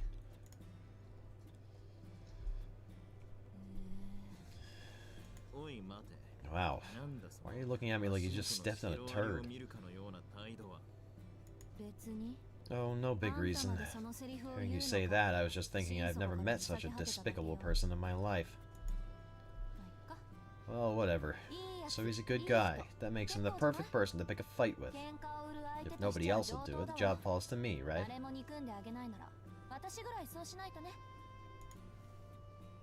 She said casually, having regained her composure. You just can't help yourself, huh?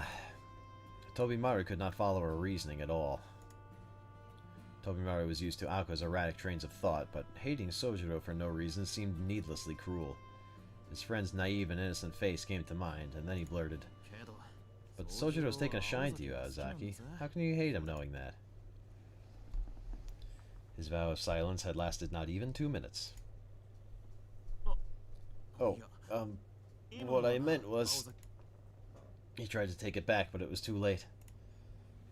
She had heard his words loud and clear.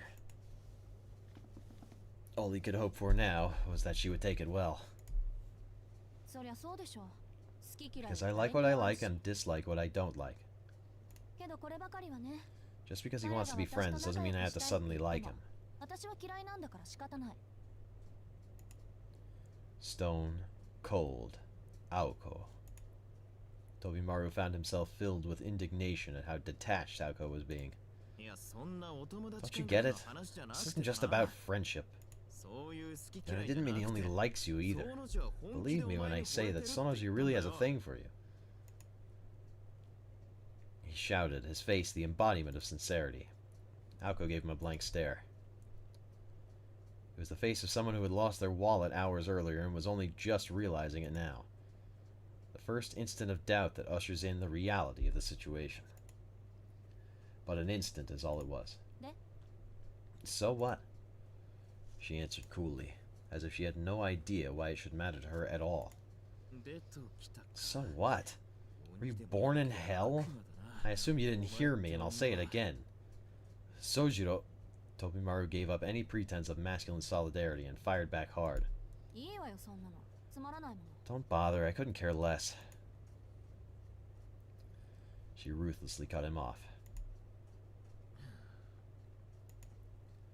Thinking of the boys who still harbored unrequited love for Aoko, Tobimaru tried hard to come up with a name befitting the demoness in front of him.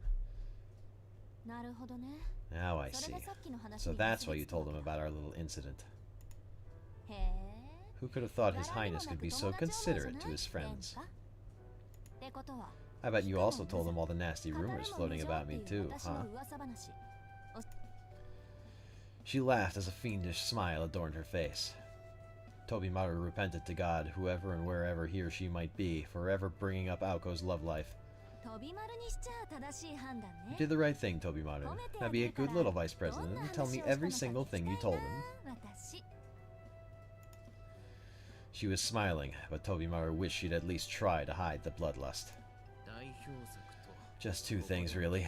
The story you're most infamous for, and what happened in this room. Aoko nodded with satisfaction as she listened to Tobimaru's hesitant answer. Rumors like those can come in handy sometimes. You can use them to chase off annoying people. Just be careful who you tell, okay?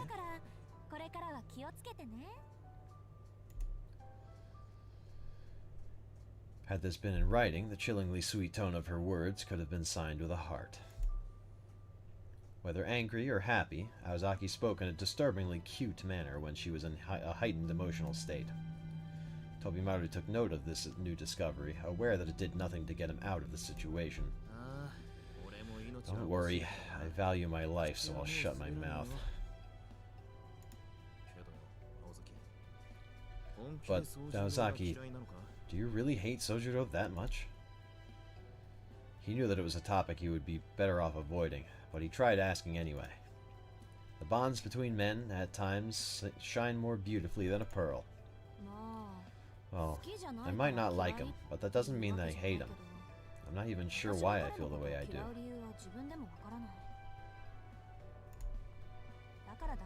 Which is probably the problem. Perhaps to placate Tobimaru, Aoko paused in contemplation before she answered. Giving it a moment without immediately blurting out a response meant that not even he could complain. I guess that makes sense. As much as emotional arguments can make sense, there's nothing I can do if neither of you understand why you feel the way you do.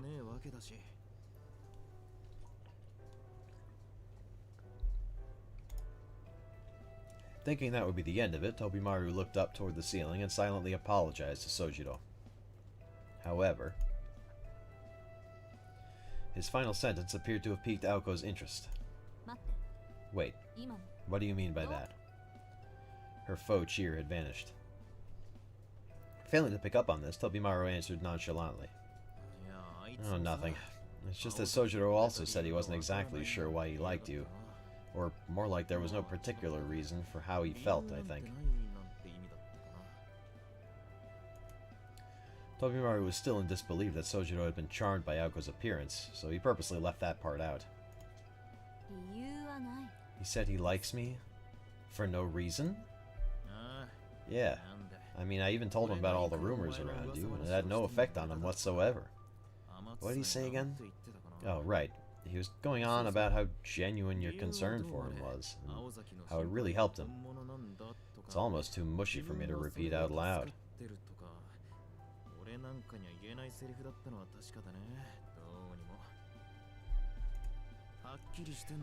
All I can say is that, unlike the other boys, the rumors didn't faze him in the least.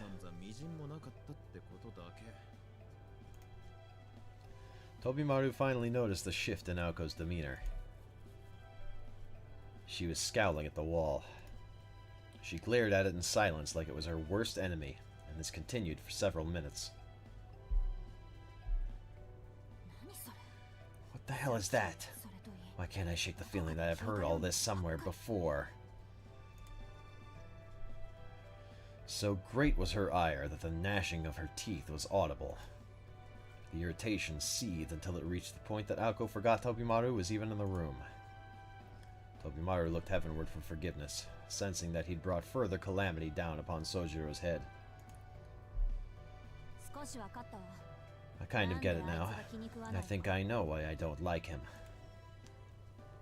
Tobimaru looked away as if to indicate that he'd rather not know, but Aoko ignored him and began to grumble venomously. The way he acts and talks reminds me of someone I despise. Like how everyone thinks he's an angel and how nothing seems to bother him. Maybe it's how good he is at getting on my nerves. Glancing idly up at the clock, Tobimaru thought that that last part just sounded like misplaced anger.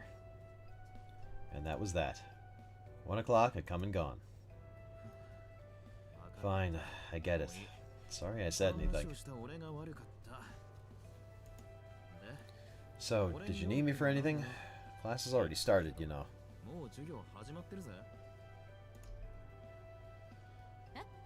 Huh? What do you mean by class? When did it...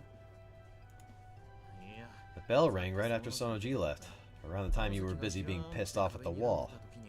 Tell me, Miss President, are you allowed to miss fifth period?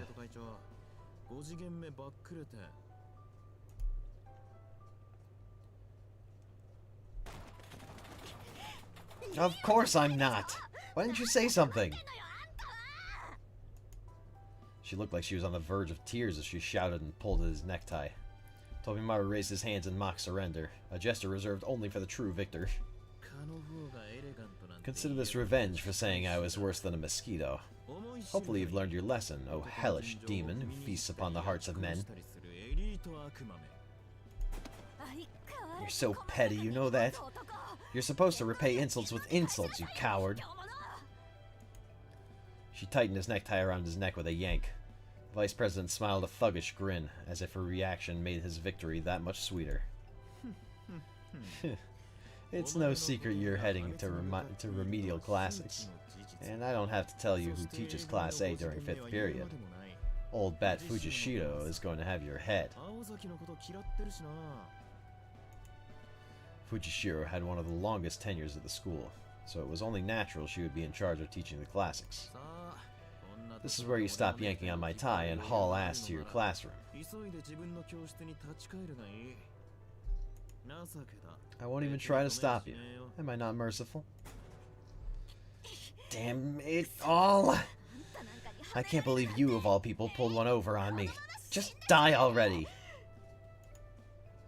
She choked him even harder with his necktie. As Aoko put words into action and mercilessly strangled Tobimaru, he saw his life flash before his eyes. Wait, stop! I'm gonna die! It isn't too late! Do you want them to make you absent? Aoko glanced up at the clock. It was still only 1:07. Her route was from the student council room on the 2nd floor to the Class A classroom on the 3rd floor. If she ran, she could make it. I'll let you live, Tobimaru. This time. Aoko clicked her tongue disappointedly. What disturbed Tobimaru was that it didn't sound like an empty threat. Be here after school. I actually do have something I need you to do. She was halfway out the room before she even finished her sentence. Finally all alone, Tobimaru closed the open door, locked it, and slumped into a chair. Never a dull moment with Aozaki around, that's for sure. He leaned back in the creaky folding chair and let out a sigh. The weather outside was beautiful. Amelia, thank you for the follow. But the sunlight waned early in the winter. Before long, daylight would fade, and the unheated student council room would grow colder and colder. All of the good equipment, like the heater, had ended up in the main office, so he had no choice but to settle in for a chilly afternoon. Hello, hello, welcome in.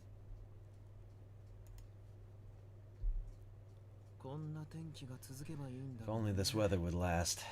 Shame the forecast predicted more clouds.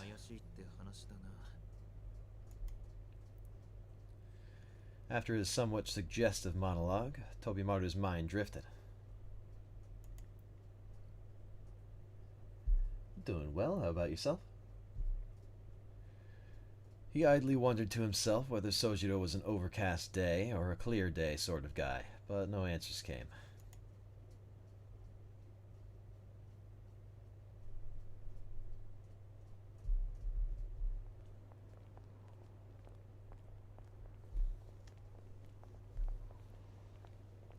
Good to hear.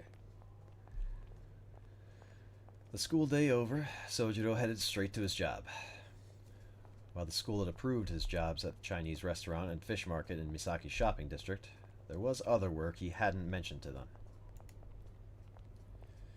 And it was not because he knew that they would complain about him working too many, but rather because of the illicit nature of one job in particular.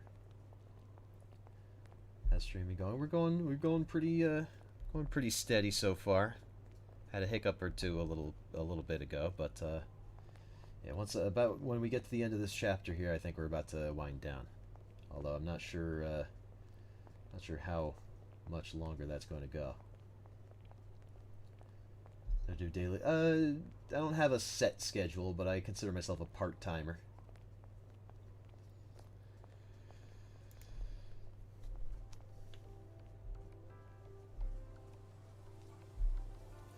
Today, his workplace was a pachinko parlor in front of Yashirogi Station. Sojiro changed out of his school uniform and into a black faux tuxedo uniform, then began cleaning the storefront. Yashirogi was the jewel of Misaki City, a busy place with a vast assortment of commercial centers and shopping arcades. Where there were people en masse, there were products made en masse. A romantic might describe it as a place of joy. A realist would note the free enterprise. And a cynic would point at all the garbage.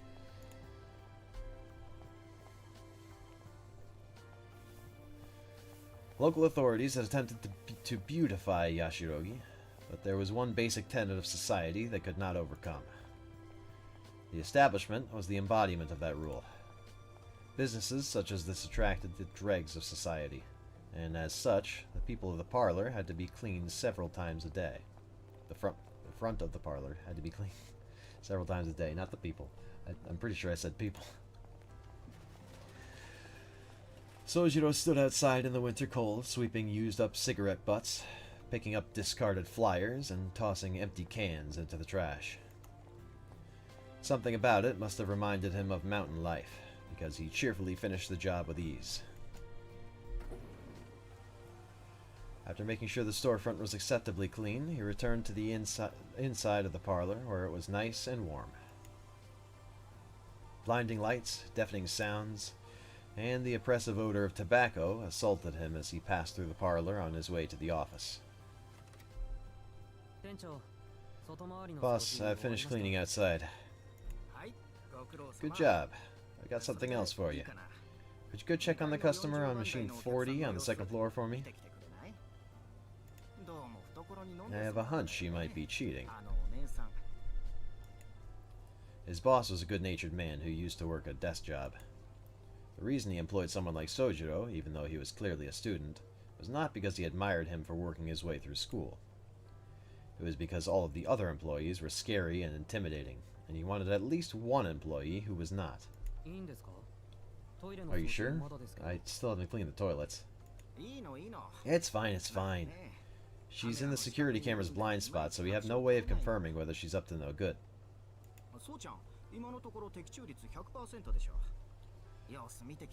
I want you to go because you've got a sixth sense about these things. Go check on her, will you?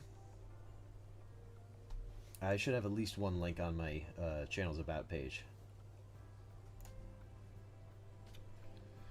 Hearing that, Sojiro put away his cleaning equipment and headed upstairs.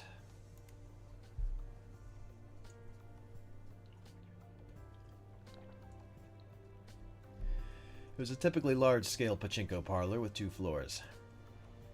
It prided itself on being a local establishment that was satisfied with taking the locals' money little by little without resorting to more exploitative means. But regardless of the parlor's intentions, its customers were not so scrupulous.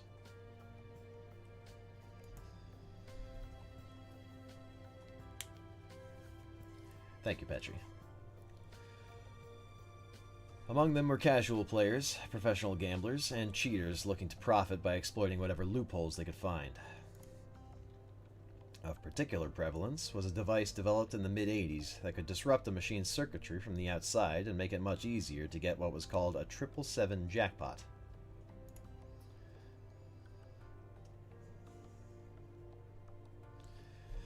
As much as the parlor wanted to deny these cheaters entry, it needed to present hard evidence of cheating, or risk losing customers. Particularly in the service industry, innocent until proven guilty was not a rule taken lightly. As a result, they could only punish the customers they caught in the act. Such cheaters were known as gotoshi, a slice of society which Sojiro knew nothing about. What he did know was that they were inconveniencing his employer and violating their rules. He went upstairs. The radio and game machine sounds on the second floor were quieter than the cacophony downstairs.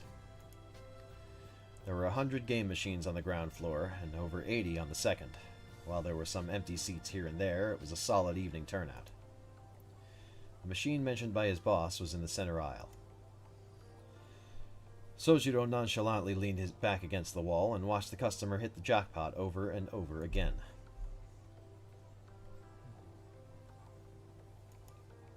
The second he saw her, his gut told him that she was not cheating. He still was not sure what made someone a master swindler, but if it meant that they were special, this woman certainly fit that description. It was almost as if he could feel the luck emanating from her. As the customers looked on, she silently turned the handle again and again. She appeared older than Sojiro.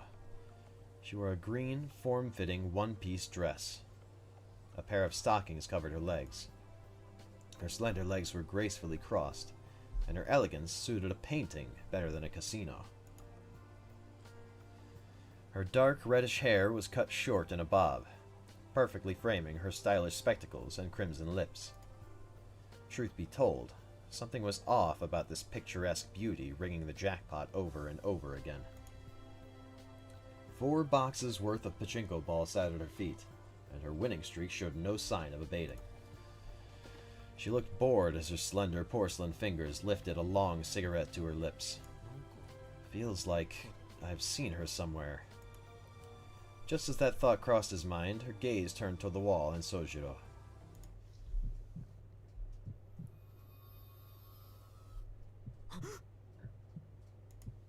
Suddenly a chill ran down his spine.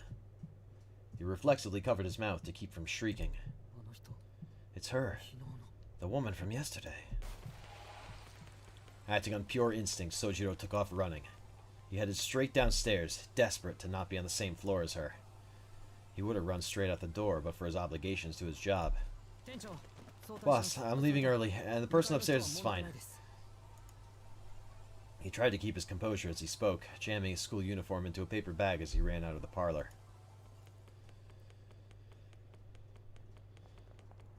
Cloudy weather brought the shadow of night over Yashirogi as he ran through the shopping arcade towards the station. He shot up the long staircase like an arrow, quickly pulled his train pass from his wallet, and passed through the ticket gate. The ticket gate was crowded with people standing around, walking and talking. The station attendant by the automatic ticket machine had an unpleasant look on his face.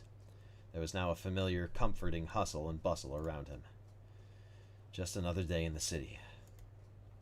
Nothing like what he witnessed the night before.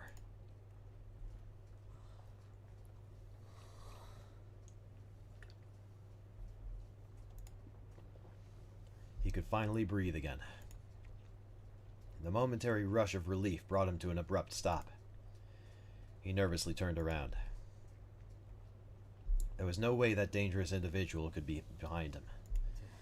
Wait, why would I even... He couldn't think of a good reason for why he'd fled so desperately. As far as he could remember, he hadn't even seen the threat's face long enough to form an opinion about her. Sojiro gave himself a good slap on the cheek to pull himself together, and quickly made his way down to the platform. Unfortunately, the next train was 10 minutes away, and panicking would do him no favors, so he quietly found an empty seat and sat down.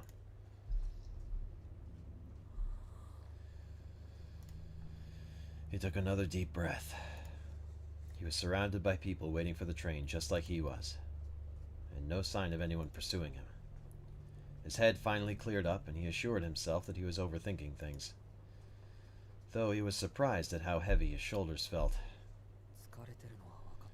I'm just tired, I'm sure of it. I know my own body best, after all. Sojiro sighed at his greater than expected fatigue. He had certainly struggled since coming down from the mountains, but in retrospect it could have been worse. Physically, he was probably holding up fine. He was much less confident in his mental state. The city and the mountains could not have been more different. He had been slow to recognize the differences and adapt. Acclimation was simple enough. Humans were nothing if not adaptable. Even without any effort, one would learn to adjust over time. Recognizing the challenges had been the hard part. Actually, it's all been difficult.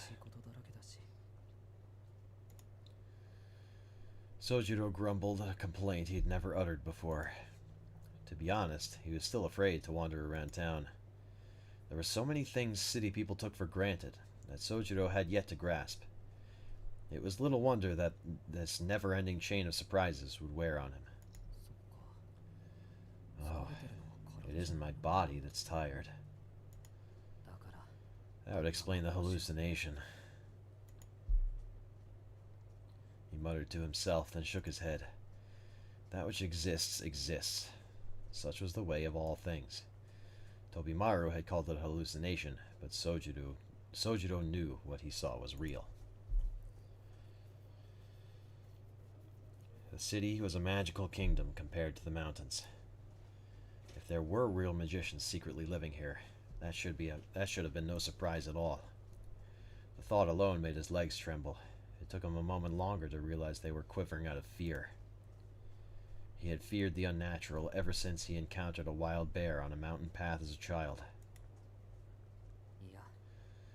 But this is nothing like that. I cried and screamed my head off back then. Sojiro smiled a little as he recalled his traumatic childhood memory. Anyone would have fainted at the sudden appearance of a growling beast that towered over 6 feet tall. The monster in the movie that Sojiro saw not 2 days ago was the equivalent of a cuddly stuffed animal when compared to the wild mountain creatures. He was reminded that he'd faced far worse before, and his ordeal now was something he could endure. That's right. The problem now is what I heard someone say at the end. What's catch and eliminate supposed to mean? At face value, the meaning was obvious, but the implications were simply too frightening to contemplate seriously. Perhaps he had misheard the words, or perhaps the speaker had misspoke. The law of the city means someone will deal out punishment eventually. Even as he said it, the idea didn't quite feel real. It was hard to imagine that it applied to him. Sojiro breathed in and closed his eyes. His vision dimmed, putting the illuminated cityscape out of sight and out of mind. For now, he resolved to put last night's events behind him. When he opened his eyes, his breathing had calmed. I wonder, what happened to Tobimaru when he tried to hit Aozaki? The question suddenly popped into Sojiro's head. He decided he would ask next time and stood up from his chair. A long streak of light blazed by, announcing the arrival of the next train.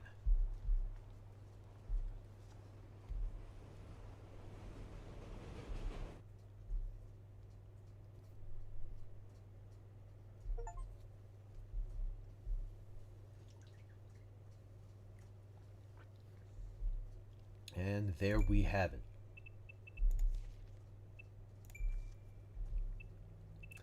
Seeing as we've made exactly 0 choices in this game at all so far, I think it's safe to overwrite save files. I don't think that's really going to be an issue in this game. Anyway, you're going for just about 4 hours, which is good, because that's about as long as I had wanted to go. Let's see. Hold on. There we go. Close out of the game here.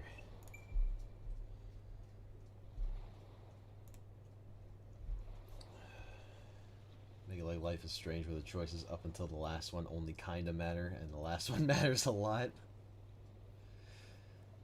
I mean, we haven't had any choices so far, so who's to say?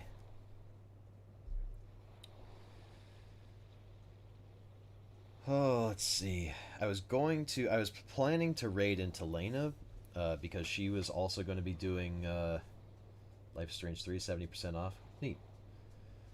Yeah, I don't know if Life is Strange is quite up my alley. I kind of just don't. I'm kind of just not a big fan of the setting, really. But I don't know. Maybe I'll give it a shot. What was I going to say? I was going to raid into Lena because Lena was also going to be doing a reading stream today, a kind of like an ASMR-y SCP reading horror type thing. Great Iron Mouse. But Lena's apparently having some issues with her tech and is not going to be online for this foreseeable future, which is gravely disappointing. But hopefully she can get that resolved in a short amount of time.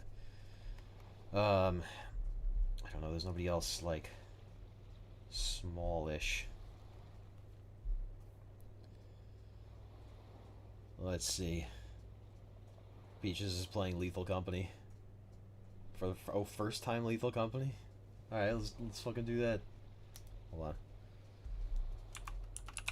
on. / raid.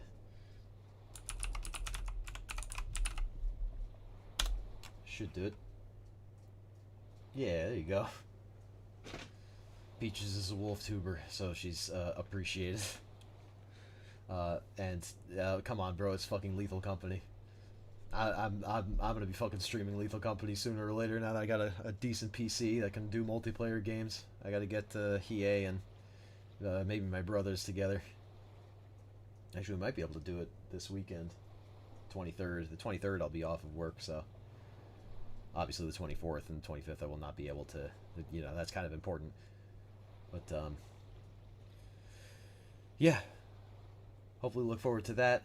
I don't have anything else planned solidly for the rest of this week. I'll be back again either tomorrow or maybe Wednesday. I don't know specifically what I'm gonna do. I kind of wanna put on something like intensive just to kind of push the limits of my new machine here. But we'll see. We'll see. I'll think about it. Next Monday we'll be back with more Witch on the Holy Night. Hopefully it'll be about 4 hours each stream, and then it should only take us 4 or 5, actually 5 or 6 streams, give or take. But thank you for joining me. I hope you enjoyed, and maybe next time we'll be able to chat a bit more about the plot, or maybe next time I'll take less time so I'm not as tired. Anyway, bye-bye.